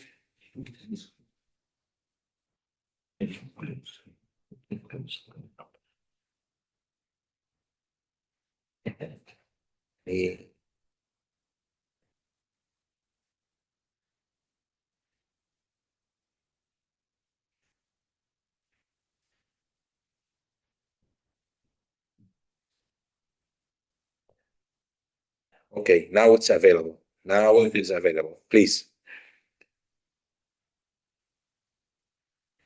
Okay. For those who are answering never, I hope and I wish that you will consider applying for this new call.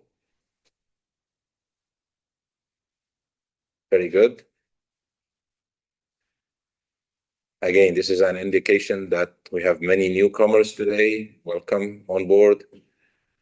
Thank you for joining us, and we wish you all the best. Next question, please.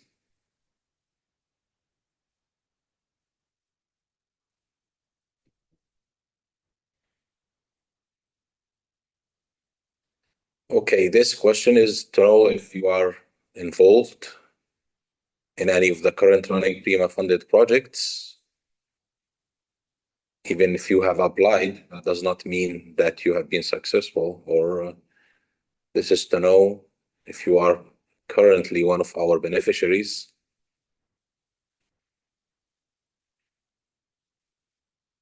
Okay, almost 25% of the participants today are not involved. That means also a positive indicator. We move to the next question, please. Okay, why are you participating today? Why are you joining us today? We need to know. You want to know more about the call? Okay, all right. Again, I mean, the first half of today's session, which is very important about the content, which we talked about the context, the expected outcomes, what are the basic requirements, the deadlines. But on the second part of today's Info Day, we will have more important information as well, legally, financially, linked to the KPIs, and a very interesting session on how to prepare a competitive proposal for PRIMA. And this is, I think, very relevant, especially for those who are joining us for the first time. Okay, great. We move to the next question, please. Okay, your main area of specialty here. We have talked about 3 main thematic areas here that are covered by PRIMA, with a nexus, of course, Wi-Fi nexus. So we need to know the distribution of participants today among the 3 main thematic areas that PRIMA is covering. Very good.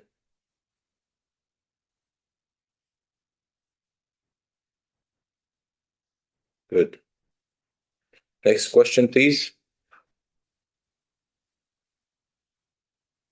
Okay, this is a question that might be very helpful as well. The challenges that researchers or applicants are facing. So we can probably try to help on our side and provide some kind of support to overcome this kind of challenge. We see that consortium building and finding partners has always been a problem, and we have provided tools on our website, and we focus on that on our info sessions. So this will be also in the second part of today's Info Day. So please make sure to be available to listen to some important information in that regard. Good. Next question, please. Right, this is a question probably about the eligibility that will help those who are thinking about applying to the PRIMA program. A consortium consisting of 5 countries here, including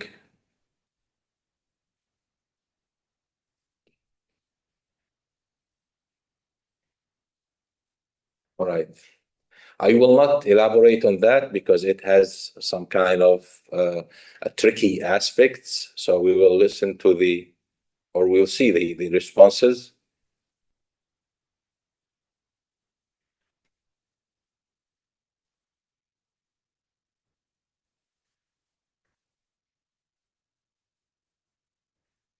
Okay, next question, please.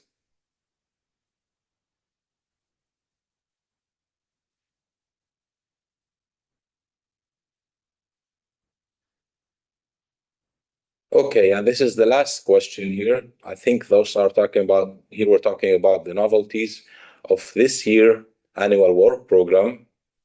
And we see what are the new adjustments.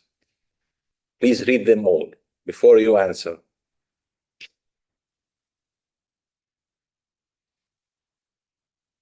I think I have mentioned many of them. Antonella has mentioned, my colleagues also have highlighted some of the main adjustments, such as the single stage submission, such as the Horizon Europe regulations, such as the inclusion of SMEs, the new template or the new application template, which indicates that all the above is the correct answer. So take note of that. The idea is not to test you, but to give you the information. All the above is the correct answer. Thank you for your participation. We break for 10 minutes, perfectly on time now, and we should see you again at 12 sharp, please. Please make sure to join us at 12 and see you shortly. Thank you.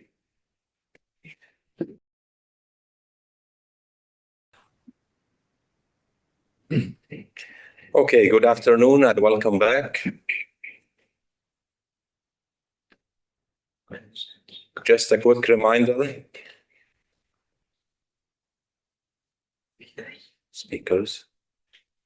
Sorry, we had some kind of an echo and it has been solved. Quick reminders that all the material of today's Infoday will be available on the website, in addition to the recording of all sessions. So please feel free to refer to our website for repeating or asking the questions or downloading the material. And also just a reminder, if you have any questions, you may use the Q&A option, not on the chat, because we are not responding to the chat option for answering the questions. And if you have a question, please feel free to write it down and we will respond to it as quickly as possible. So we continue with the items on our today's agenda. In the first part, we heard about, or we listened to the POs about the content of the annual work program. And now we move to the process on how to apply the submission and other related legal and financial aspects of the whole process. So we start with the call submission and evaluation of the proposals. A presentation will be delivered by Fabrice again. Fabrice, please. Thank you. Thank you, Omar. So is the presentation on?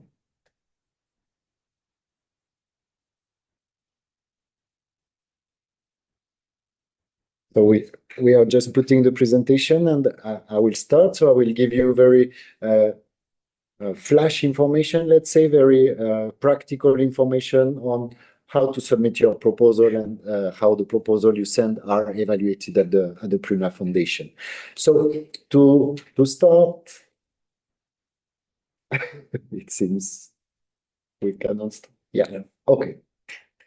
The first thing to know is that all the information, and as it has just been said by Omar, all the information is on our website. So the PRIMA website is where you will find anything you need. The guidelines, the template, the link for the submission, the registration, the Infoday recording, everything that is needed is on this website. So if you have some doubt, go there.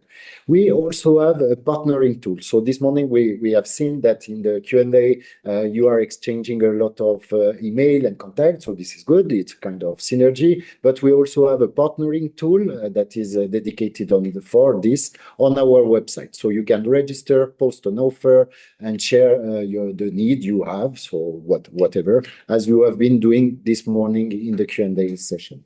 If you want to take part also as evaluator or expert in our evaluation committee, there is a registration tool, so you can go on and you upload your CV, and you will be contacted, of course, if you are fitting with the call. One important information is that if you are selected as an evaluator, of course, you cannot participate in any call of this year or the same year in the PRIMA Foundation. The next. Seems okay. Yeah, thank you. So again, I was telling you that all the information is available on our website. There is a section that is called Research and Innovation, and there is a menu. In this menu, there is something called Submit Your Proposal. So very clear, I think. You click on submit your proposal, and you have some cards that are explaining the topic. It's just the short description with the deadline, with the budget and the title, but there is a button at the bottom that is about more information. So when you click on it, you have access to the full topic description, and at the bottom of this page, you also have the documents that are needed. So you can download everything in PDF, but you also have here the proposal template, the electronic submission system, the grant agreement, all the information that you may request. There is also the email of the project officer that is in charge of the call. So if you have any doubt, don't hesitate to send us an email. As it has been a little bit anticipated by Mohamed with the call, we are opening the submission website 1 month before the deadline. So as it is the 15th of July for section 1, the website will be open the 15th of June. And for section 2, the deadline to apply is the 8th of July. So the website for submission will open the 8th of June.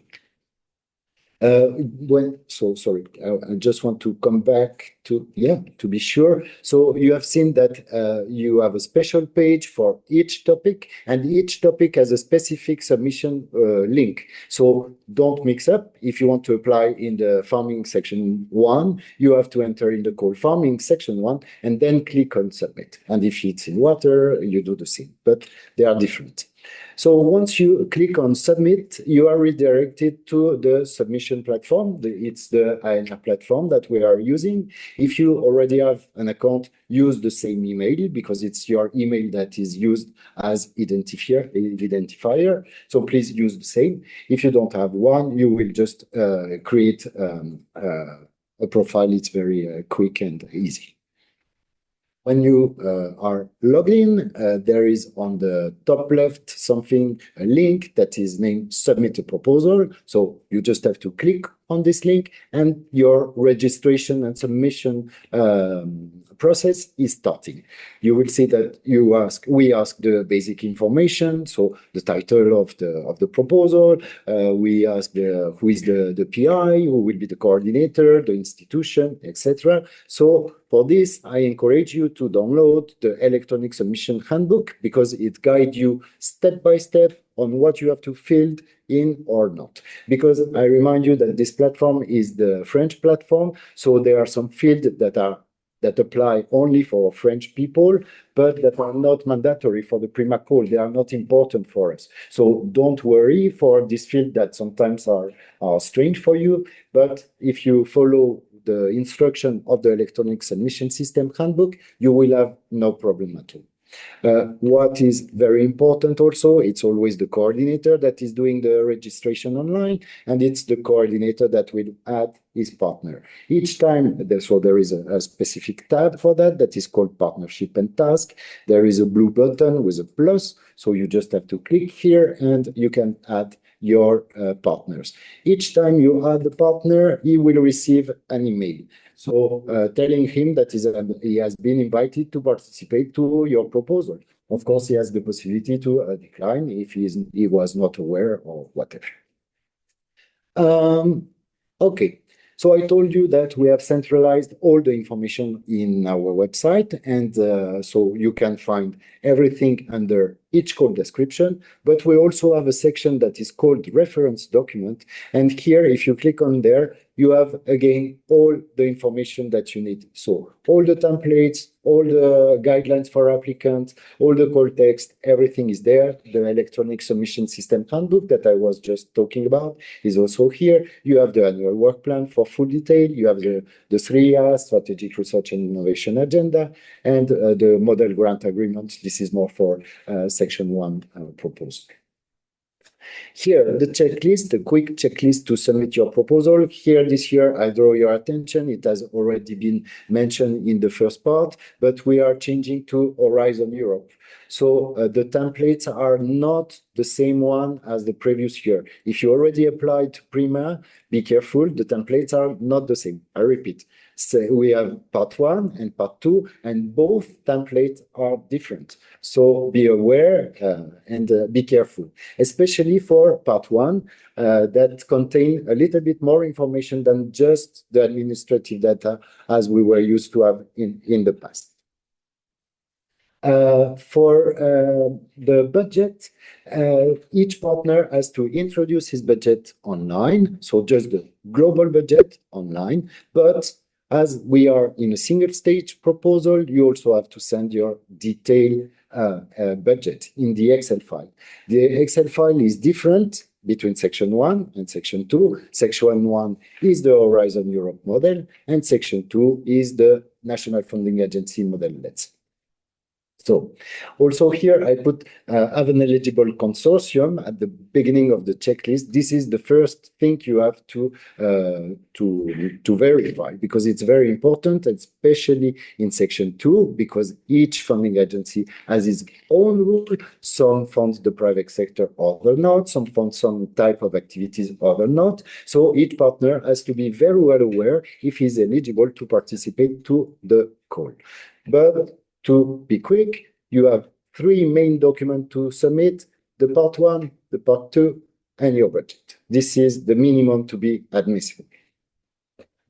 Part 1, I was telling you, it's different from the previous year, and something that is very important for you, it's what I put in bold here, the description of the teams. 5 publications, 5 projects, if you have special infrastructure or equipment, because this part in the past was in the part 2, in your technical or scientific document, and now it is here. So it means that the part 1 will be also included in the evaluation. The expert will have a look to that, because there is more information. So fulfill it carefully, and don't forget to send it, because this year it's really important. And as it has been presented also by Antonella this morning, we focus, there is a request on the gender equality plan, and there are ethical table to be fulfilled in this document. So as I said, there is no page limit, but be concise, it's important.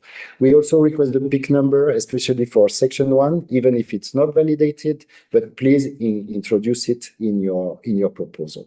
Here, the content of the proposal, I'm very, very quick, because it will be explained in detail by my colleague Mohamed, but what is important: full proposal, maximum 45 pages. Before it was 50, so be careful. We are 45 pages here. If you have more, the system rejects it automatically. So prepare it well. The content, the big title are almost the same as in the past, but it's only 3 parts: excellence, impact, and quality and efficiency of the implementation. So this is where in the past we have the description of the team that is now in the part 1. So I insist on this point.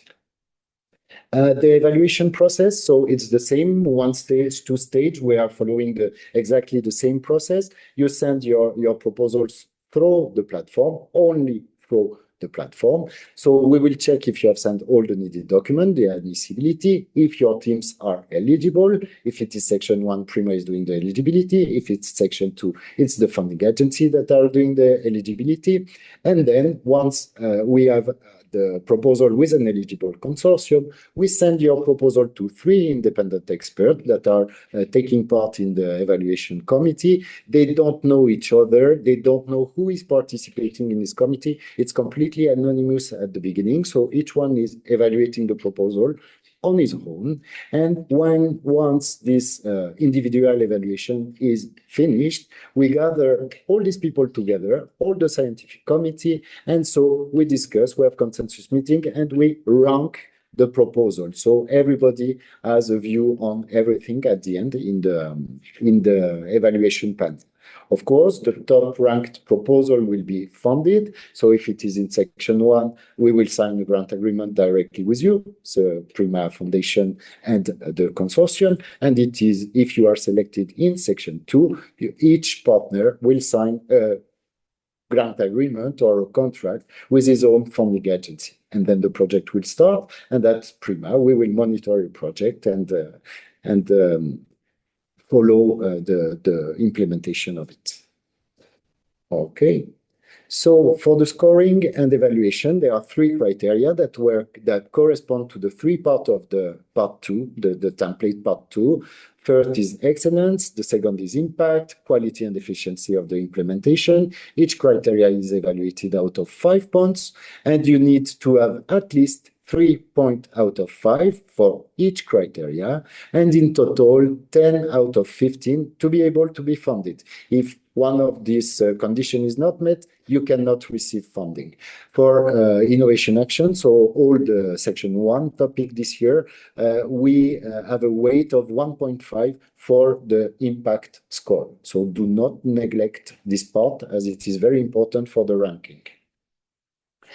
Some recommendation, I finish here. Don't wait the last minute. I'm always telling you that. It's not complicated, but it takes time because you have to enter the email, you have to enter the address of the institution, etc. So yes, you have this information, it's basic information, but you need time. So don't wait the last moment, very important. Be sure to submit part 1. Every year in the past, we have people that are forgetting to submit it, but this year I insist, it's very important. It adds much more information than in the past, so please be careful with that. Your detect budget also, because we are single stage evaluation process. And I insist again for the eligibility check, especially for section 2, please contact your national contact point. On our website, we have the list of the contact point with their phone number and their email address. So do not hesitate to contact them. And we also have the national regulation explaining the rules of each funding agency. So please check that carefully. And thank you very much. Thank you so much, Fabrice. Once again, another piece to make the whole picture probably, and hopefully by the end of the day, the whole picture complete and very clear, especially that more than 70% of those who are joining us today are newcomers. So we are trying to provide as useful as possible information to make you a successful candidate to apply to PRIMA. We continue with our sharing information with you, and we move now to the legal part, which will be presented by our expert legal officer about the call management rules and conditions. So, Julià, the floor is yours, please. Thank you very much. Thank you, Omar. Good morning to you all. Well, in fact, good afternoon. We are almost 12:16. Thank you very much for attending this Infoday. I'm Julià Rebés, PRIMA's legal officer, and today I will guide you through the main legal aspects of our call 25. I'm aware that we have already given a lot of information, and more information is about to come after this presentation. So I will try to be brief, or as brief as possible. I will definitely not make a deep legal analysis of our call or program. The aim of this presentation is to provide you only the essential information you need to know now in your current stage as potential applicants of our call 2025. So considering that other aspects have been already covered by some of my colleagues, I will focus this presentation particularly in 2 aspects. 1, conditions to be able to participate and be funded in our call, which have evolved significantly this year. And 2, I will refer also to the grant agreement.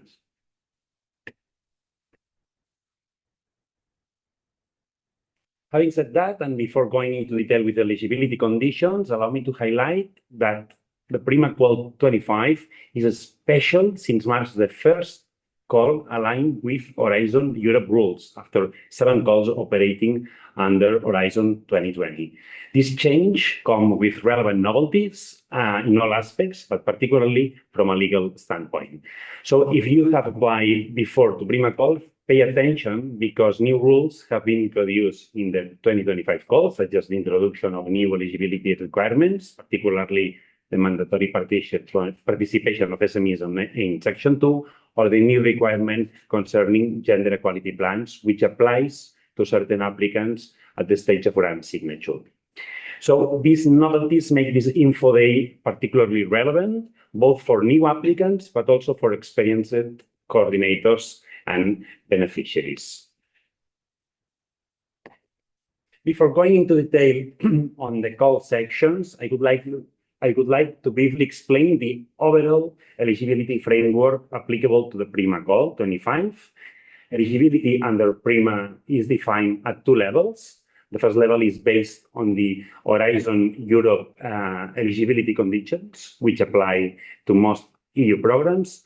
But however, and this is the second level, PRIMA is an initiative based and established under Article 185 of the TFEU, which introduced derogations to Horizon Europe general rules through the PRIMA decision and the amendment of the PRIMA decision, and they are translated into the Work Program 25. These derogations go beyond the minimum set by Horizon Europe, and in the upcoming slides, I will break down how these conditions apply in Section 1 and Section 2 goals.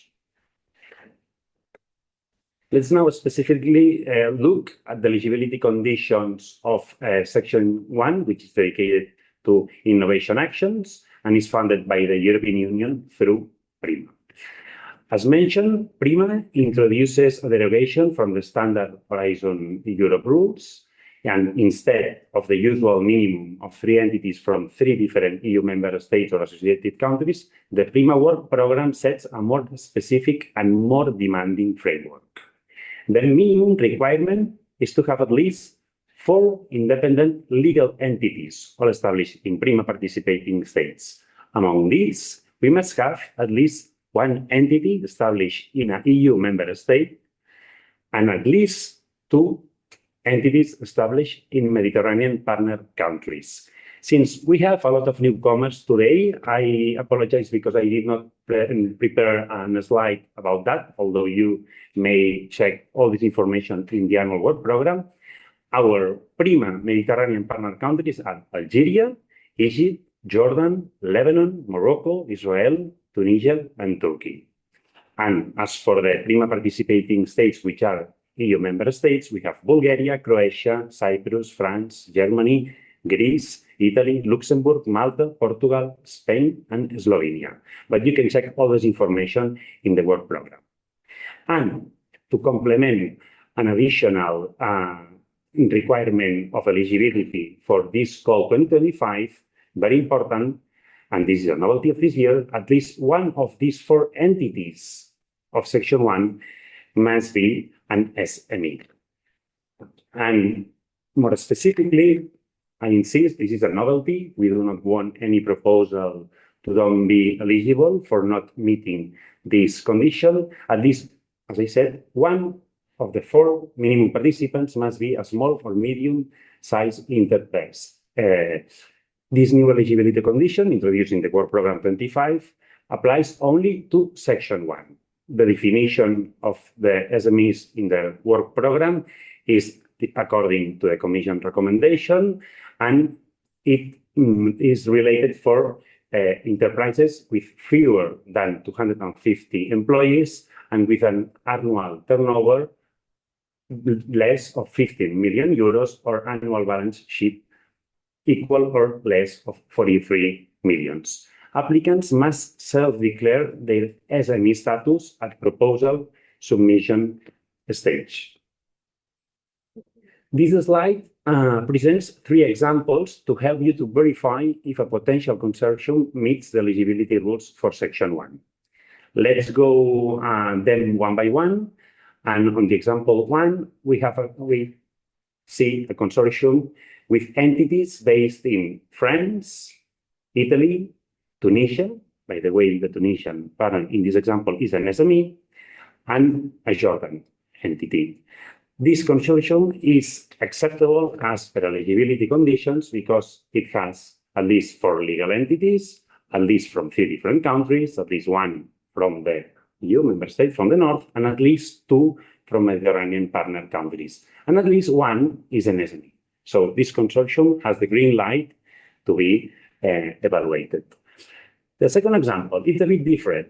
We have an entity coming from France, an entity coming from Italy, and 2 different entities coming from the same Mediterranean partner country, in this case, Egypt. And one of them is an SME.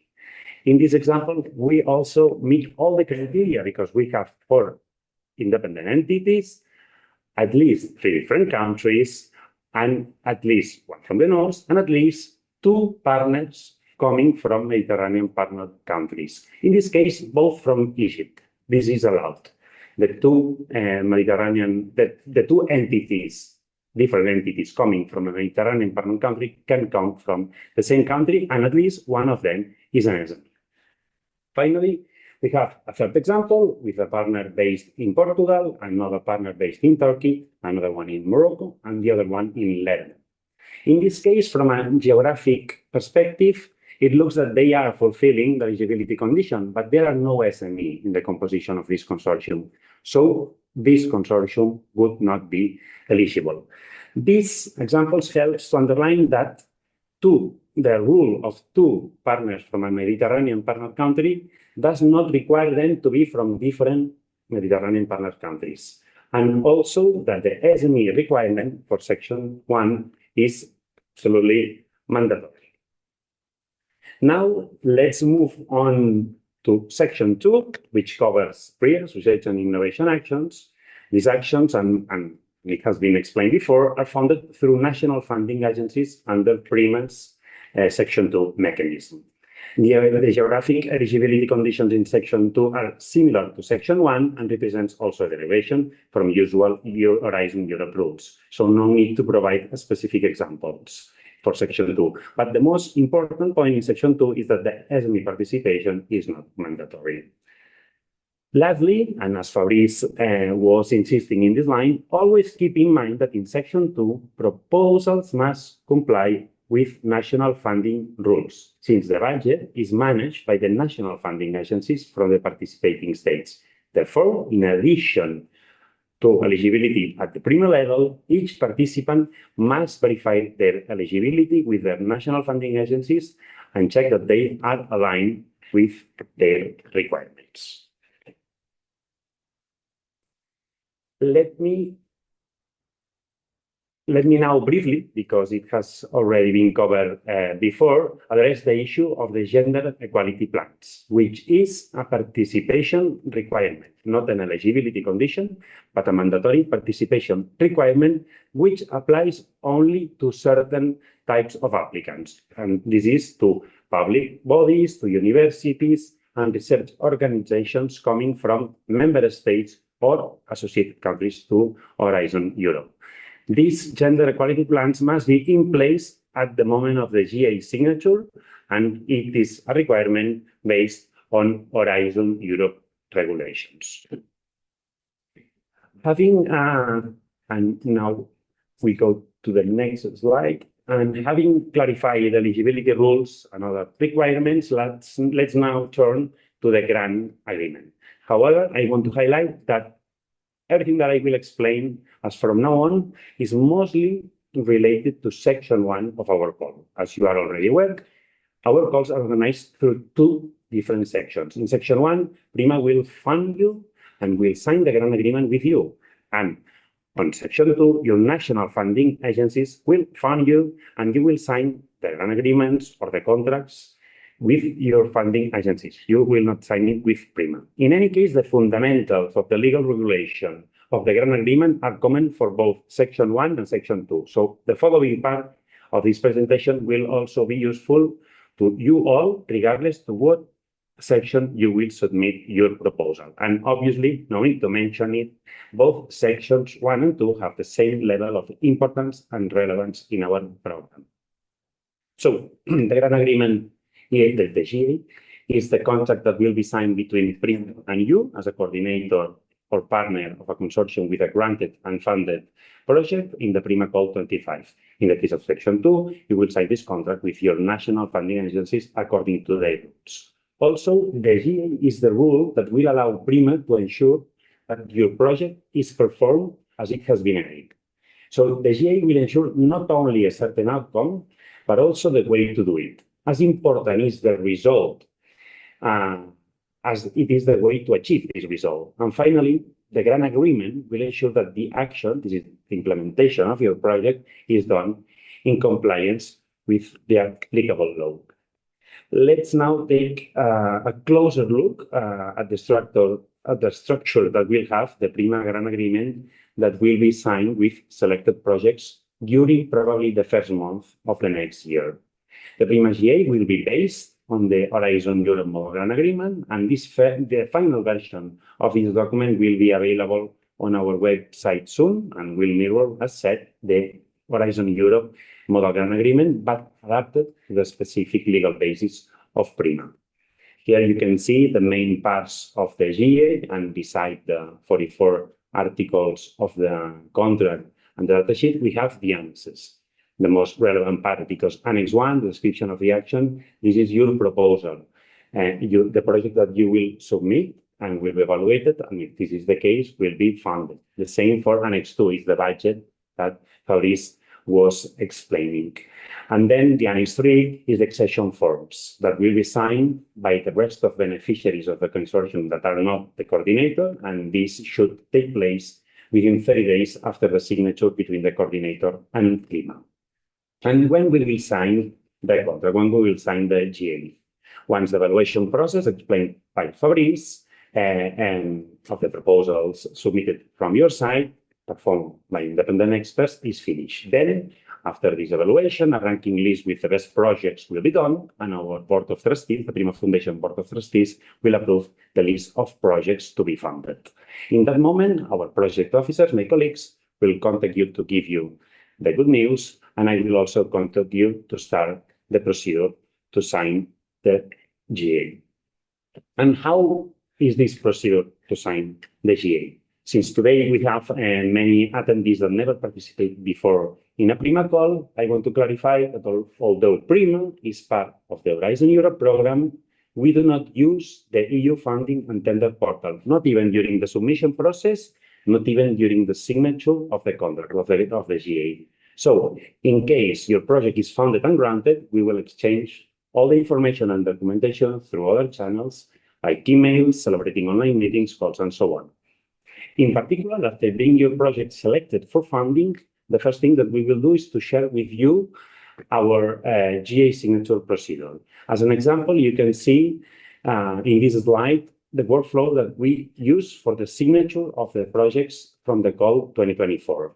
It is a strict workflow from a time perspective, but be aware that we need to fulfill the time to grant term. This is 8 months from call closure, combining the 5 months of the time to inform and the 3 months of the time to sign. As you can see, we only provide to funded and granted consortia less than 2 months to sign the consortium agreement, And this brings me to what is the consortium agreement. Besides the GA, that will be signed between you and PRIMA, all consortium partners with a granted project sign an internal agreement to set out the rights and obligations among themselves regarding the implementation of the project. This consortium agreement should complement our GA and must not contain any provision contrary to the PRIMA grant agreement. PRIMA will not be involved in this agreement, and you are free to use any model of contract for the consortium agreement as long as it does not contain any contrary clause with our contract. So my recommendation is that in case you're submitting a proposal in our call 2025, please be aware that you will need to have your consortium agreement draft and signed in less than 2 months after receiving the good news.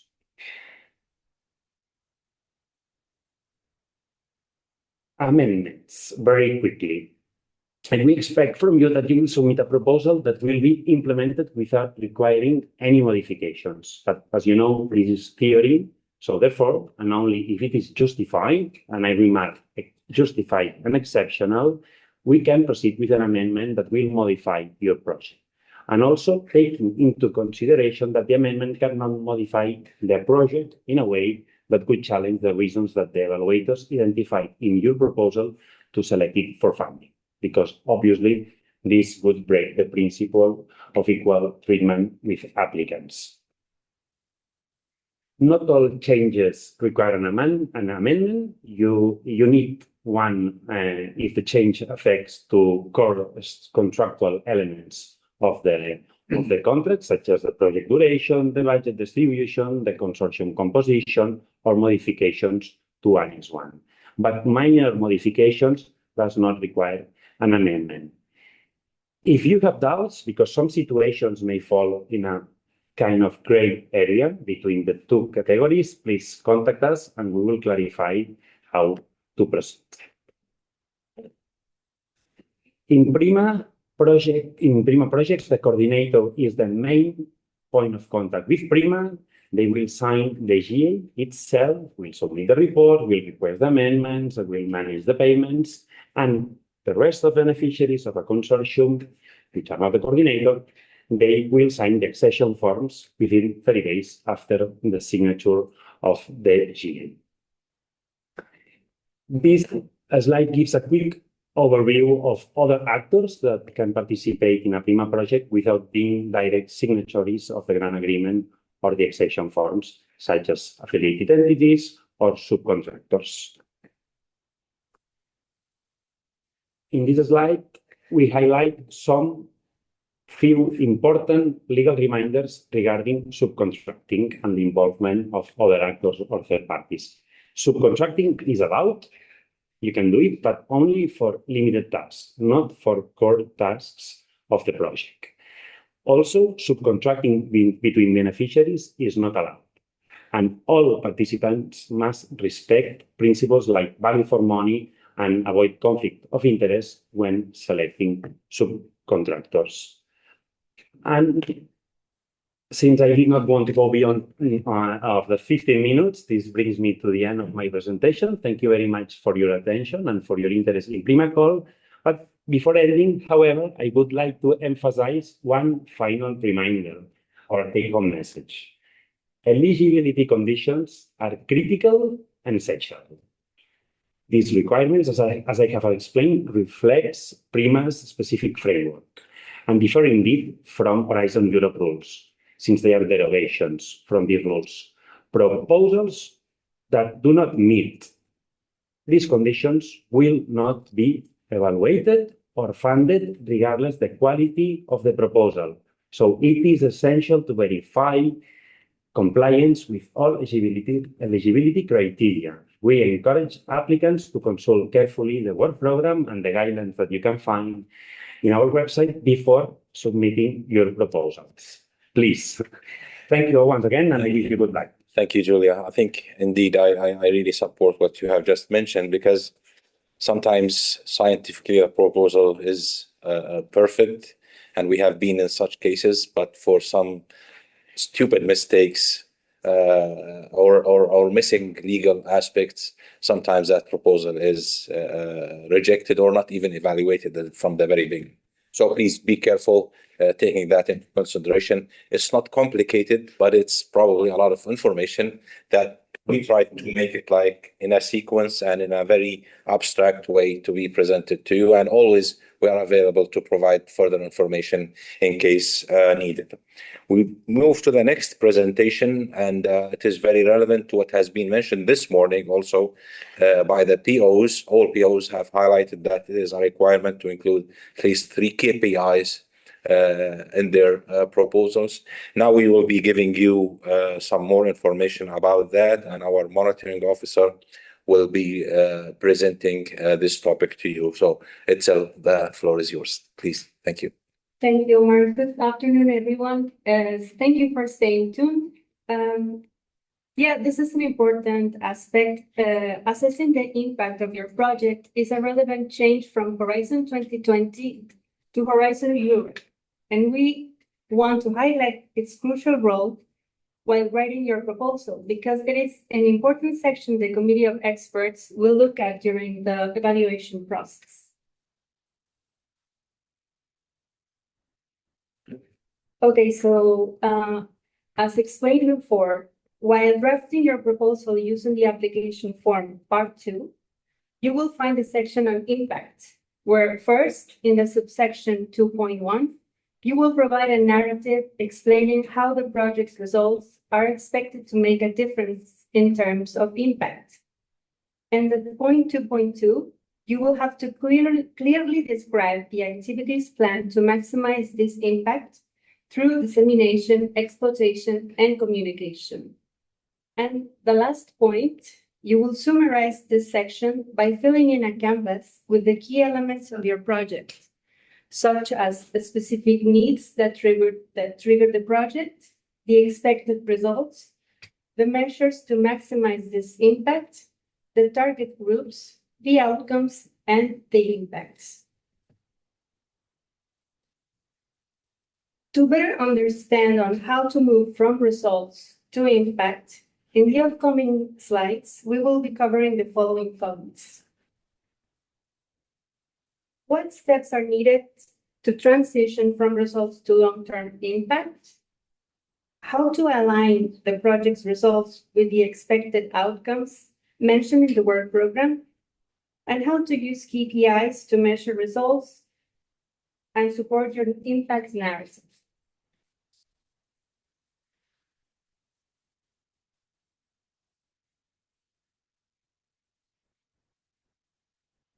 Okay. The impact pathway describes a logical sequence through which a project's outputs are expected to contribute to long-term impacts, particularly beyond the project's lifetime. To start this pathway, we need to ask, which project's outputs will be delivered? For example, we have new methodology, new products, processes improvement, or scientific outputs. Then the next steps will be asking how these outputs will lead to expected outcomes. For instance, adoption of processes, uptake a tool, diffusion of a practice, or a creation of a new startup. This is a very important step in this pathway, by the way. From this point on, the following steps will lead us through activities to disseminate, communicate, and exploit those outcomes in order to achieve long-term impact. Here we will see the main impact for PRIMA are economic and technological impact, scientific impact, societal impact. And at this part of the pathway, we will answer how those outcomes contribute to these main PRIMA areas, PRIMA impact areas. Let's see an example using a layout that you might be recognized from the European Commission website. Here, as a project result, let's go to a context in a rural area where untreated wastewater is an environmental problem. A project constructed wetlands as a low-cost, nature-based solution.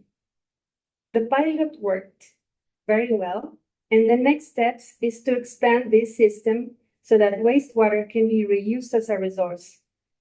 After the project ends, the results provide alignment with the expected outcomes described in the work program full topic, that in this case is improved water management, enhanced climate resilience, and adaptive capacity of ecosystems and communities through the implementation of cost-effective, nature-based solutions.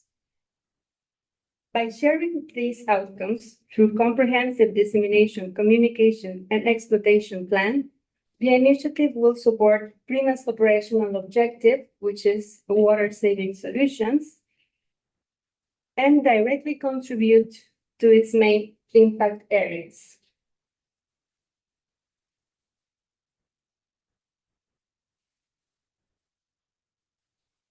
How to measure these results?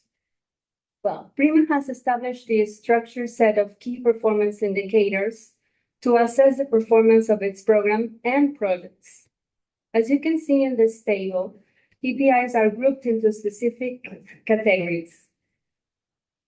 Each KPI category is aligned with one of three main areas of impact, which represent the broad expected outcomes of projects funded under PRIMA goals. Here you will see economic and technological impact, and its indicators are economic and technological, the scientific impact that has its own scientific indicators, and the societal impact containing the societal indicators, environmental, and policy and governance indicators. When preparing your proposal, as it has been explained before, we suggest you to select at least three KPIs from the official list that is provided in the work program and in the KPI handbook. By understanding and selecting the right KPIs, you may ensure that your project activities are aligned with PRIMA main goals and are consistently driving improvement. Let's now take a look at the main areas of impact and its corresponding KPIs. The indicators clustered on the economic and impact reflect the project's contribution to economic growth, while the technological indicators are employed to assess the development of new tools and digital platforms, as well as track progression along the TRL scale. In the next slide, we have under the scientific impact, those indicators focus on quantifying the number of scientific publications, peer-reviewed results, interdisciplinary research, and capacity building. And grouped under the societal impacts, you'll find the environmental indicators, which are directly linked to PRIMA's operational objectives and aim to measure, to name some, water use efficiency, energy efficiency, reduction of land degradation, or carbon footprint reduction. Here, the next group is societal indicators, and to quantify, can we go back, please? Thank you. The societal indicators aim to quantify the number of marginalized people benefiting from your project, the number of social innovations developed, and the number of specific SDGs addressed by your project. And last but not least, the policy and governance indicators focus on contributing the policy uptake and governance frameworks. Okay, just to wrap up this presentation, we encourage everyone to refer to this KPI handbook, which includes comprehensive examples and definitions for each indicator. Thank you for your time and attention, and that's it from my side. Thank you very much, Itzel. Hopefully, a very useful piece of information to be added to the whole frame that we hope at the end of the day will make the full picture clear and useful for all participants. Our next presentation, we have two more presentations, so please stay with us. We are saving two important ones for you, very interesting ones.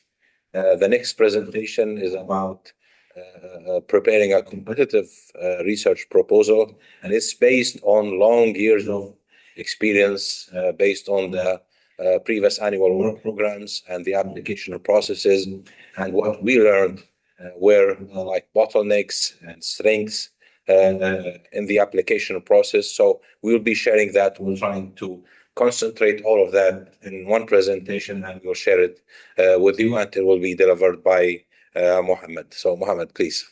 Yes, thanks a lot, Omar. You highlight the importance of this presentation, that we are trying to share with you what we have learned over the years about the gaps or the weaknesses that we witness in some applications, as well as to provide you some tips and tricks on how to draft your part 2 or the technical proposal, because this is, as you said, like the beefy part of your application. So before going to the details of the application, it is very important to recap what is the different classification that we have on the PRIMA. So as we presented already today, that we have different types of actions. We have the coordination support action. Unfortunately, we don't have a CSA for this year, but we have the other two types of actions, the research and innovation actions, which is a TRL from 3 to 5, and a higher TRL, which is the innovation action, which is aiming to apply research to the market solution, innovation action. We have as well the 4 thematic areas, the water management, farming system, agri-food, value chain, and the WIFI nexus, which is now integrated in all thematic areas of section 1, section 2. And we have as well another classification, which is the PRIMA section 1 and PRIMA section 2. For all topics of section 1, it is they are an innovation action topics we are applying exactly the rules of the Horizon Europe, and we are talking about a high TRL from 6 to 8, and we open the call for all thematic areas for this year. For Section 2, all the 3 Section 2 topics are research and innovation action. So we are talking about a TRL from 3 to 5. It's open for all the 3 thematic areas, and we are applying the Horizon Europe regulations plus the national funding agencies. That's why Fabrice, in his first presentation this afternoon, he said that it is important to check the national regulations if you want to apply for the Section 2. The novelty for this year, as Omar mentioned in the morning, the opening, as well as Antonella in the first session, that this year we are moving from Horizon 2020 to the Horizon Europe. So you may see some changes or adaptation in the templates. It is a single stage submission, so we will ask you to submit all documents, the full application, part 1 and part 2, plus the budget sheet before the deadline for Section 1 and for Section 2. And as you will notice in the next slide, that we are using now the Horizon Europe templates, not the old version. So it is very, very important to go to the PRIMA website and make sure that you downloaded the correct and the updated templates, because you will see that there are a lot of significant changes and modifications in all parts. So this is something that you have to consider in your application. So just to recap what Fabrice already mentioning, that it is a single stage submission. So you have to fill part 1, which is the administrative data online on the electronic submission system. Plus you go to the PRIMA website, you download the template for part 1, you fill it with your partners, and then you uploaded it as a PDF to the ESS. And then you have as well part 2, which is the technical proposal or the full application, maximum 45 pages. Again, you go to the PRIMA website, you download the application, you fill it with your partners, and you publish it, and then you uploaded it before the deadline, please, as a PDF file. And then you have the budget sheet, which is an Excel file. You downloaded it from the PRIMA website, if it is for Section 1, or another template for a Section 2. You uploaded it as an Excel file, not as a PDF, to your application. And then we will do the admin check, the technical evaluation, and then hopefully you will be invited for the contracting phase.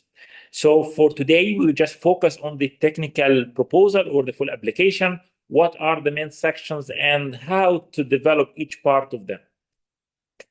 So this is the classic 3 sections or parts of the technical proposal: the excellence part, the impact, and the quality and efficiency of the activities and the resources that you will implement. But the difference that for Horizon Europe, there are significant modifications or updates on the subsections. For the excellence, there are 2 points to be addressed: the 1.1, which is the objectives and the ambitions of your project and the methodology you will apply. The impact, it has 3 points: the 2.1, which is the project pathway toward impact. And thanks for Itzel, our monitoring officer, who perfectly added at this point. I will just mention some points on how to transfer what she is presenting a few minutes ago to the application. The 2.2, which are the measures that you will implement in order to maximize the impact of your action. And last but not least, the last point, which is the summary canvas. And then the last point, which is the quality and the efficiency of your implementation plan. You will be asked to present your work plan and the resources, as well as the capacity of the consortium as a whole. So let's take each one of them very quickly. Okay, for the excellence, as I said, we have 2 points to address. The first one, 1.1, which is the objectives and the ambition behind your project.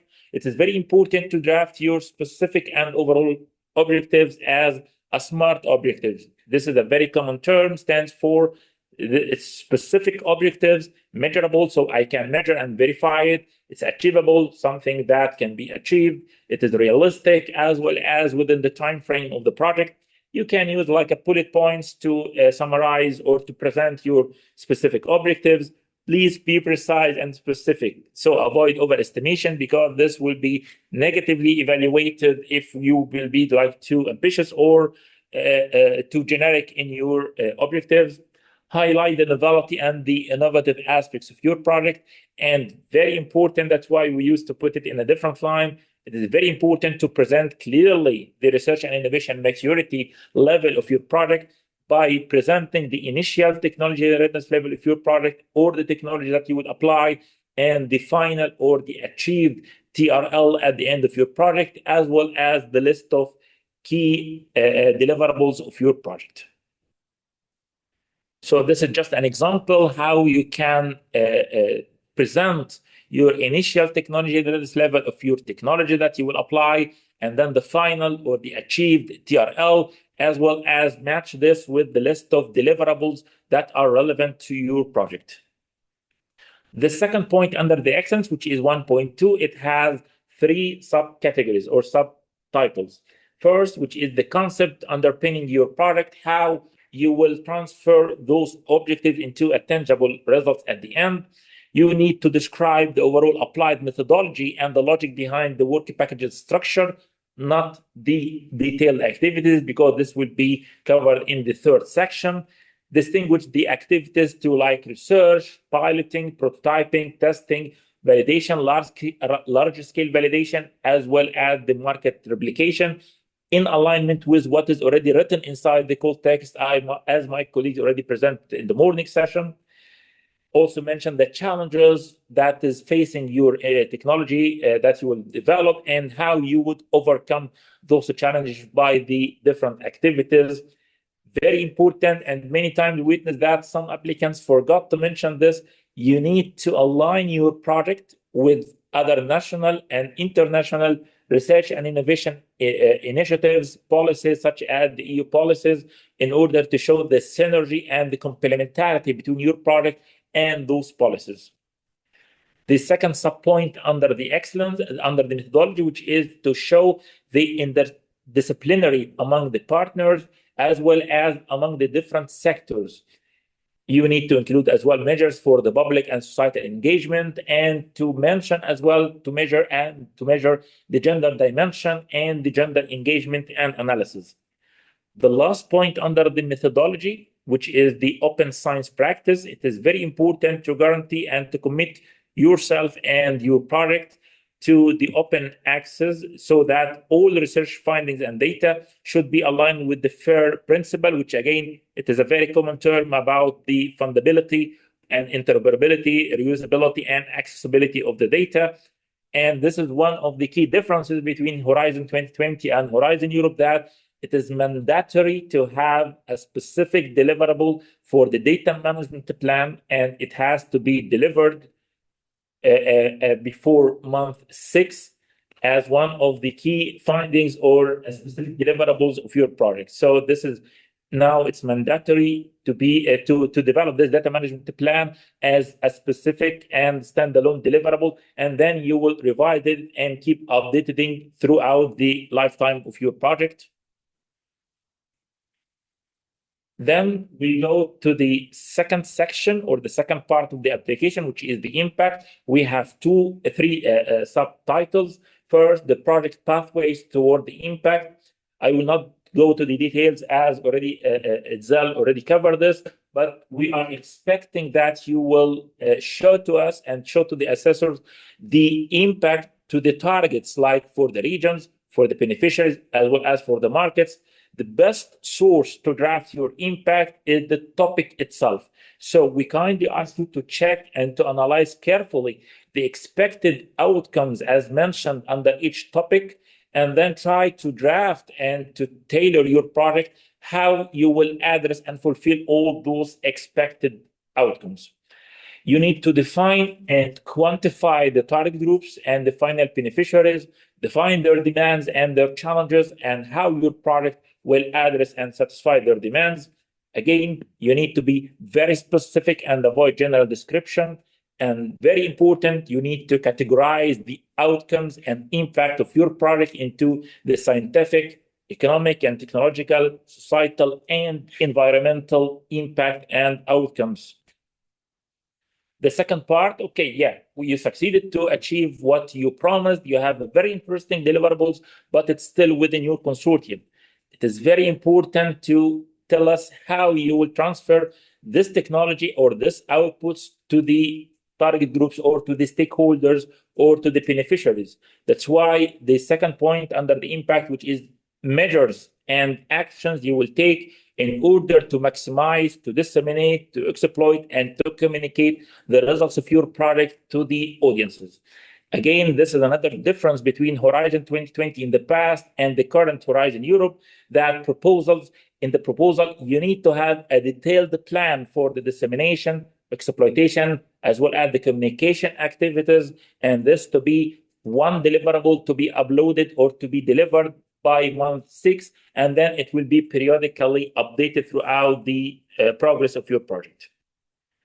Here, I just put an example and I put the reference for you. This is a very interesting resource that the Commission, the Horizon Europe, is publishing to identify to what you want to deliver, to whom, and then what tools or activities you will apply in order to deliver this message to them, when you need to develop this or to communicate with them, like at the start or at the mid or at the end of your project, and why this is important or the impact of such communication of the results.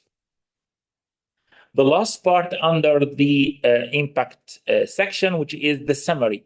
There is a table in the template that you need to fill it, identifying the specific needs of the target groups, and then what are the expected results that you will achieve, how you will communicate this through this dissemination, exploitation, and communication plan, and accordingly, what will be the expected outcomes and the impact of your product. And here again, we are referring to the PRIMA handbook. This is a very important reference document because, as my colleagues already mentioned, that it is mandatory to mention at least 3 of the predefined key performance indicators as listed in our handbook.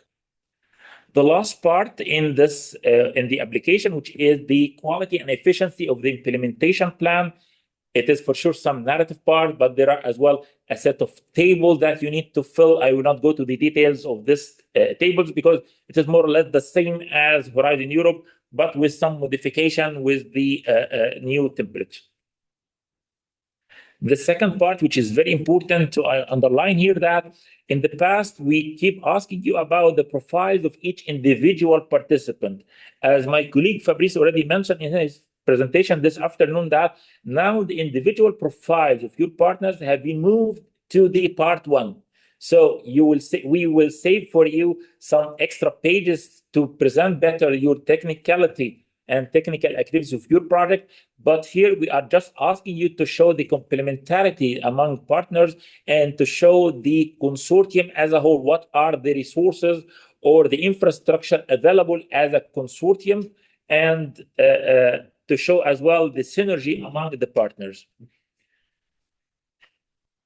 And then those are some suggested useful diagrams. You can use it or not, but just underline here that this slide only for demonstration purpose, and it is not part of the PRIMA official templates. You can invent your own other diagrams or tables and so on in order to visualize better the your idea to the assessors.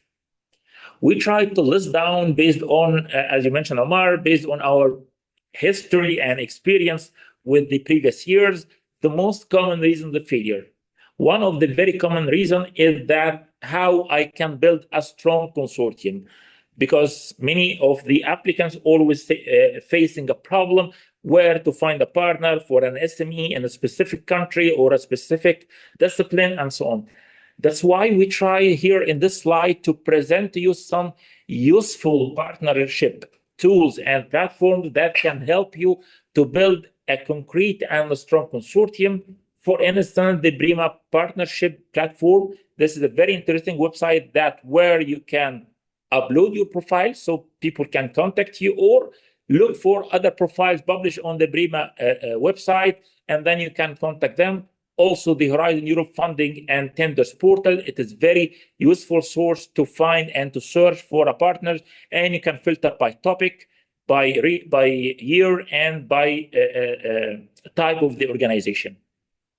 There is another very interesting Cordis, that very interesting platform, which is the Cordis where you can look for the previously funded Horizon H2020 or FB6 or FB7 and Horizon funded projects, and you can check the fact sheet of the projects.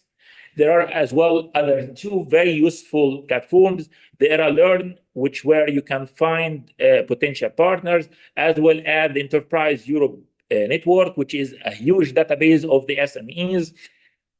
In addition, if you're still looking for a specific partner in a specific country, you can contact the national contact point from the PRIMA website or from Horizon Europe, and perhaps they can guide you with other national platforms or databases where you can find your suitable partner for your project. It is always learning by doing. That's why we open this call for evaluators. So if you will not apply as a partner or as an applicant for a project for this year, you still have the chance to be with us if you can register yourself as an expert or as an evaluator for the PRIMA website, as well as for Horizon Europe. Perhaps, we used to check this database every year, and some will be picked for sure for the evaluation, but there is a very strict condition that if you will be selected to be an evaluator, you cannot be a partner or a team member of any project of Section 1 or Section 2 for the same cycle. So this is very important rule, please consider. My last two slides, general remarks or like the takeaways. In the application, there are 3 sections with equal scoring out of 5. So please pay an equal attention for all of them. It is only 45 pages, so you need to use it precisely and concisely. Always mention the measurable key performance indicators and quantify any work package, any workshops, activities, deliverables, outputs, or trial groups you will address. You can invent some tools or diagrams or tables to present well your idea to the assessors. Show the interdisciplinary among the partners and the stakeholders. Don't forget the cross-cutting, such as the gender aspects, the digitalization, capacity building and awareness. Show the novelty and show the networking and the synergy, like to capitalize on previously funded projects or the alignment with the initiatives and policies. The last general advices, you need to register on the electronic submission system once it will be open and available, and you can update the information regularly. As Fabrice mentioned, don't wait until the last moment to upload all the documents. You need to read carefully the guideline and the call text with your team. You need to justify the applied technologies, why you have this sites for the demo sites, for instance, why you selected the partners by showing the knowledge and the rule of each one of them. Align your project with the PRIMA Strategic Research and Innovation Agenda, with the call text or the topic that you want to submit for, as well as to the EU regulations and policies. You need maybe to prepare your own checklist to make sure that you will provide all information on the electronic submission system before the deadline, part 1, part 2, and the budget sheet. This is very, very important. Finally, you need to check the PRIMA website regularly in case of there is any update, and contact your national contact point, especially, and here we underline, if you would apply for Section 2, in case you want to check your eligibility to apply for Section 2. Thank you so much for your attention and wish you all the best. Back to you, Omar. Thank you. Thanks, Mohamed. Once again, a very useful presentation. And to all participants, I think that you have noticed that all PRIMA staff are very generous in sharing information, and they are more than willing and happy to share further with you more details in case needed. The last slide presented by Mohamed is very useful. Usually from the info days that we hold in different countries, many questions come out due to lack of knowledge about the content of the call. So my first advice personally is to read the annual work program, read the call topic that is you think most relevant to you, understand it well, and then you start from there. Visit our PRIMA website, it has many valuable resources, many helpful tools. Also, you can register yourself interested in some specific call or searching for other partners who are interested in that call. So there are many tools, many ways that could be helpful for you. In general, and after 7 years or almost 8 calls, I think the process might sound demanding, but once you understand all the tips and tricks that have been shared today by my colleagues, and we are telling you right now, the process should be very smooth and the success chances are very high. We move to the last but not least, most important or very important presentation, which is the financial part. I mean, all of this wouldn't have happened without having this financial part. So those who are staying with us are the winners to listen to this presentation by our financial manager, Pau, who will be talking about these financial issues. So Pau, the floor is yours, please. Thank you, Omar. Well, good afternoon. Hope you will be enough strong to listen for the last presentation. It would not be long, but I think it would be good to listen some financial advice and guidelines and experience that we have after 7 years and receiving thousands of proposals. And this is the aim of my presentation, to provide you some advices, some recommendations, and some avoids and errors that you should prevent while you will present your proposal to our call. Okay. Before going to well, here you have the summary, so we will go for some eligibility, summarize the best and the most common criteria that you must fulfill. Then we will go through the type of cost that you may declare in your budget proposal. And then some recommendations for the exchange rate, for the keeping records, audits, how PRIMA will pay, and how will be the reporting regarding financial. So before going to each point, let me recommend you, and again, and as my colleagues have already mentioned, now we have turned to Horizon Europe rules. This is the first year that PRIMA is under this new framework program. So in our website, you can find the model grant agreement that has already been commented by the legal colleague. And also, there is a very useful document that we always recommend, which is the annotated model grant agreement. This document is very useful because it provides you a lot of examples and a long description of each article.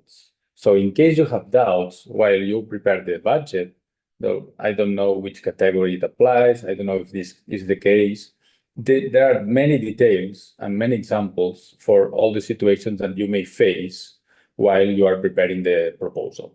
So please check in our website. You can also find it in Google It.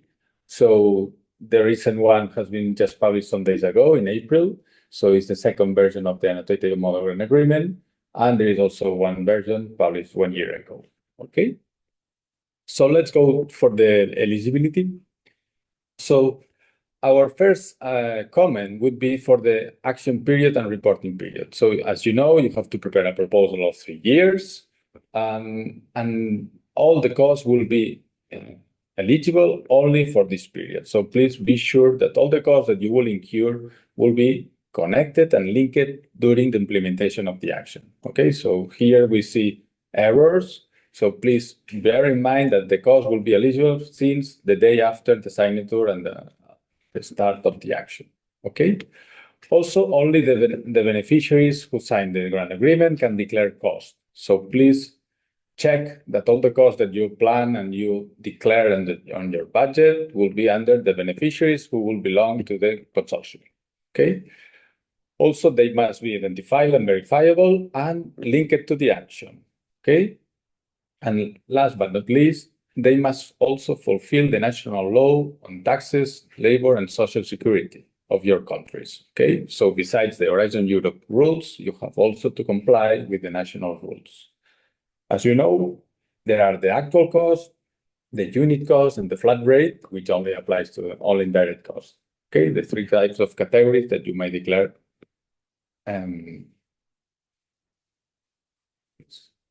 So here is the template that you will find in our website, which is the section 1 budget. So it's the Horizon Europe template, which has been slightly adapted to the PRIMA calls. So here you have all the cost category per column. So you must fill in accordingly for each partner. So each partner has one line. And in case there is an associated partner, you have to introduce it just below this partner, okay? At the end, you will see that there is a funding rate, which you can select 100% or 70%. So as you know, and I think it has already been explained, and I repeat the message, if in the PRIMA Section 1 calls are all e-actions, so in case you are applying as an SME, the funding rate should be 70%. So you will select 70% to make the cost eligible, and PRIMA will only reimburse 70% of the cost declared. Next, please. So this is an overview of the type of cost. You may be familiar with it. So you have the personal cost, subcontracting cost, purchase cost, other cost categories, and finally the indirect cost. And now we will go through them to explain a little bit further each of them. So personal costs, so far is the category that implies more resources. Normally it's around 50–60% of the cost declared. And most of them are declared under A1 category, employees. So employees, what are the employees? People who work in the organizations under a contract or equivalent, and they are assigned to the action, okay? It could be employees with a fixed salary. They could be employees with a fixed remuneration and other variable, which can increase depending on their performance in the project, or another category, which is employees by a organization whose actual usual cost accounting is to calculate about average personal cost. The second category under personal cost is A2 and A3, which is person under direct contract and seconded person. These two categories are also allowed to declare. So please check which category fits better with your personal, and you can declare it in the corresponding column. And finally, there is the SME owners and natural person beneficiary, which are especially for the SME owners, which the ones that don't have a salary assigned, they have to declare as unit cost according to a flat rate per day that it's fixed according to the annex, which will be in the GA. So please check which is the rate that applies for the SME owners according to your country. Okay, this is fixed by the European standards, and you must calculate accordingly. Next. So how to calculate the personal cost? As you know, you have to consider two variables. The first one, the days that they are working in the action, okay, and multiplied by the daily rate, okay? This is a single calculation that has to be done for each employee, okay? So each person who works in the action must have its own formula and its own calculation, okay? The maximum declarable days that can be declared is 215 days per year, okay?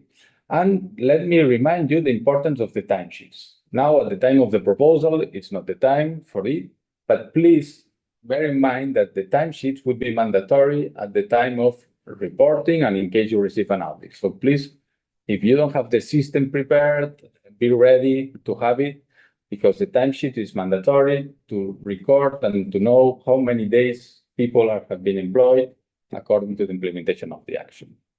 Next. How to calculate the maximum declarable days? So you have the formula 215, which is the maximum, divided by 12 months, okay? Multiplied by the number of months that this person has been employed. And finally, also multiplied by 1 or 0.5, depending on the time of working hours of this employee. So if it's full-time, it will be 1. If it's half part-time, 50%, it will be 0.5. Okay, so please respect this rule to calculate accordingly the day equivalent. And also consider that there is a double capping. The first one is the horizontal ceiling, which is the actual number of days, which cannot be higher than 215 calendar days per year, and the reporting period ceilings, which is the number of days equivalents to be declared, is capped at the maximum declarable days equivalents per reporting period. So please consider the two criteria to calculate it accordingly.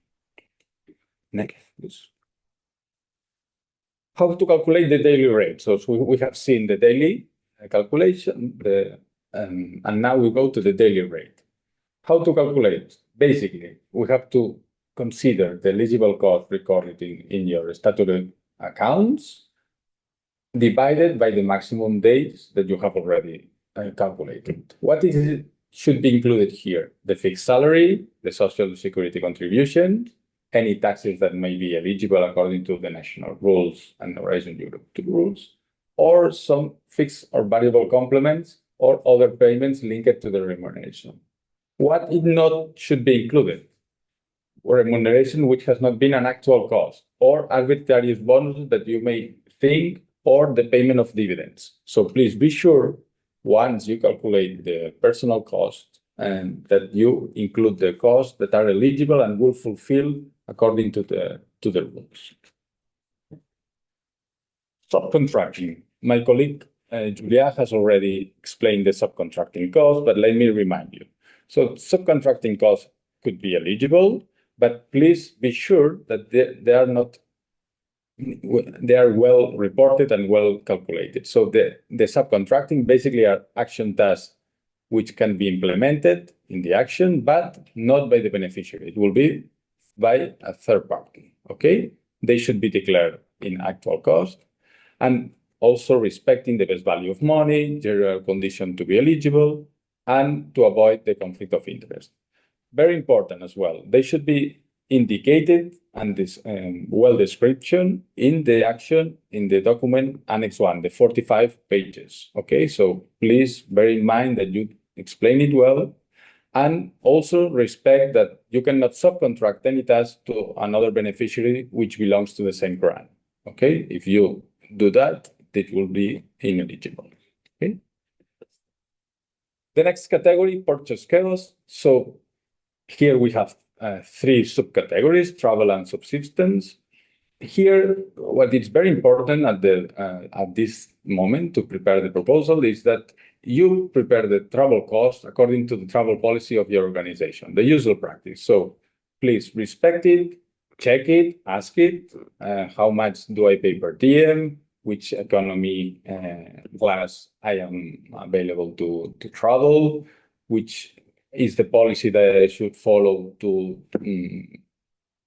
for the hotels, whatever, for the kilometers, for the travel by car. So please check it, because then at the time of the reporting or in case of audit, we will always request this. So the travel policy should be in order and well fulfilled. Also, it should be declared in actual cost, and also to prove the link of the action.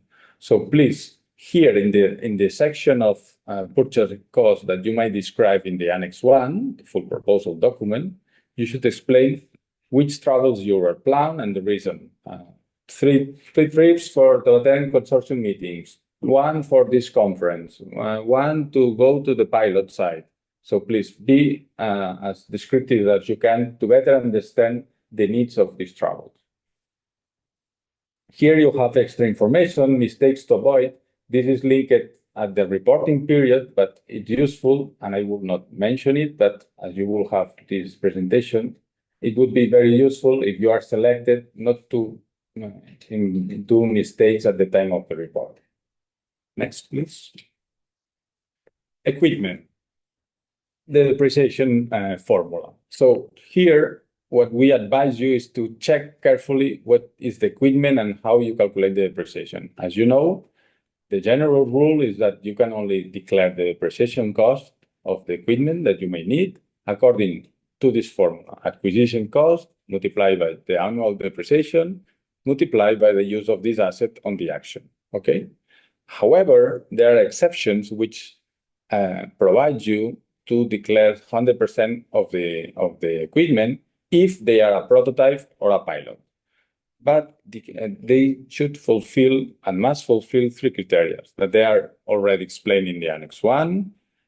that the costs are included in the budget and the eligible criteria of the equipment is fulfilled. Okay. So please check, because we see many errors before signing the GA, that the equipment are not well calculated, or the description is not enough. Maybe you think it's a pilot and it is not, or the other way around. So check it accordingly, all your consortium members, which is the equipment that you foresee. Finally, the third category of purchase costs is other goods, works, and services. So again, here you must fulfill your organization rules and follow the best value for money, the general conditions, and also they should have a description on the Annex 1 why these goods, works, and services are needed. Okay. The exchange rate. As you know, you have to report all the budget and in euros. So the countries which may not use the euro currency, at the time of the reporting, they have to choose these two options. However, as you don't have, and we don't know the future of the exchange rate of any of the currencies that may run in the PRIMA calls, I may advise you to use the most recent exchange rate to calculate your budget of these organizations that work under another currency, okay? And at the time of the reporting, you must calculate the actual cost incurred using these two methodologies, okay? So you will have a budget, and definitely the amount that you would have planned would be different, because after 18 or 36 months, the exchange rate would be different. So we don't expect you to report exactly the same budget. We expect you to report the actual budget. So accordingly to the exchange rate, we will provide the exact figure of the cost. Next. So keeping records. As you know, and this is an advice after the start of the action, you have to keep the documents up to 5 years after the payment of the balance. So it's quite a long period. So please check that your organizations and your consortium members have the reliable accounting systems in place, that they have all the internal procedures to keep all the documents on track. We don't have a key how to check it, but please please assess yourself how you select your partners, and they have the minimum criteria to have a stable and reliable accounting system, because at the time of the reporting, it would be very important. And in case they have an audit, definitely they will check it. So please, it is very important that the partner has technical profile, but also an internal and strong internal procedures that prove that the records are complete. Next. So as you know, all the PRIMA calls may be audit. PRIMA has its audit strategy, and usually we audit 30% of the projects that we fund. It does not mean that we will audit the whole consortium, but we can select some of the partners that may participate in the grant agreement. And as a novelty compared to the Horizon 2020 is that all the partners that request more than 430,000 euros, they will have to provide the mandatory certificate on the financial statement. So please be sure that if in case you exceed this budget, you include the cost of this audit cost on the other goods and services chapter, okay?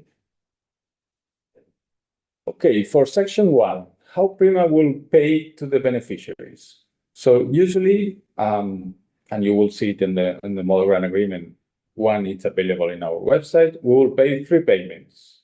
The first one, the pre-financing, which is paid after the signature of the grant agreement and the reception of the accession forms. Okay, normally it's within the first month of the start of the action. Okay, and we only pay to the coordinator. And it's the coordinator responsibility to split it among the partners according to the consortium agreement, okay? The novelty this year is that PRIMA will have the mutual insurance mechanism, which will retain 5% of this pre-financing. So you'll receive 60 minus 5 at the beginning. Then the second payment will be the interim payment, which can be up to the 30% of the maximum grant amount. This will only be disbursed after the approval of the midterm report, okay? And finally, the payment of the balance, which is up to 10% of the maximum grant amount, which is at the end of the approval of the grant amount. And if need be, and if you reach the 100% of the budget and everything is accepted and approved, also PRIMA will disburse the 5% that has been retained at the beginning of the action. Finally, for the reporting, we will use our platform of monitoring. As it has been mentioned, we then use the EC portal. So bear in mind that you will report the same information that the EC requires in the EC funders and portal. We will have 2 reporting periods, the midterm and the final term, and you will have to upload the financial statements, and the coordinator would be the responsible to split the payments done to the partners. In addition, for Section 2, besides these rules, you have to check with your funding national agency, which is the mandatory information regarding financial aspects, meaning that sometimes some financial agencies have its own reporting methodology. So check carefully which are the requirements for each funding national agency in case you would like to apply in Section 2. So this is it from my side. I hope it has been useful. Thank you very much, and I wish you the best for this submission process. Back to you, Omar. Thanks a lot, Pavel. And thanks to all colleagues who have presented today. At the end of this info day, I hope that it was useful to everybody. We are just perfectly on time, 1:30. We are supposed to finish at 1:30. Regarding the Q&A session, I think all colleagues have managed to answer all questions and to respond to all questions. In the very unlikely case that some questions that have not been answered, we will answer them, or in case you still have a question that has not been addressed, you may send it directly to the PO of the relevant field. Once again, this annual event is to share information, to try to provide you with all useful data that will help you apply successfully to the program. We thank you for your participation. We appreciate your interest in PRIMA program. At the end, I would like to thank all my colleagues who have presented, who have been supporting, also not presenting today. All the team, our maestro, our director, also Octavi, who has not been able to join us presentially today for personal reasons. All those who have supported and contributed to the success of the Infoday and to the success of the journey of the PRIMA program. Thank you, and keep in mind that we are here to help and support at any time. And this material, you may refer to it on our website at any time. You may read it again, you may watch it again. So in case you have any questions or any doubts or concerns, do not hesitate to contact us. Thank you very much, and looking forward to see you again, hopefully next year with another annual work program. Have a good day.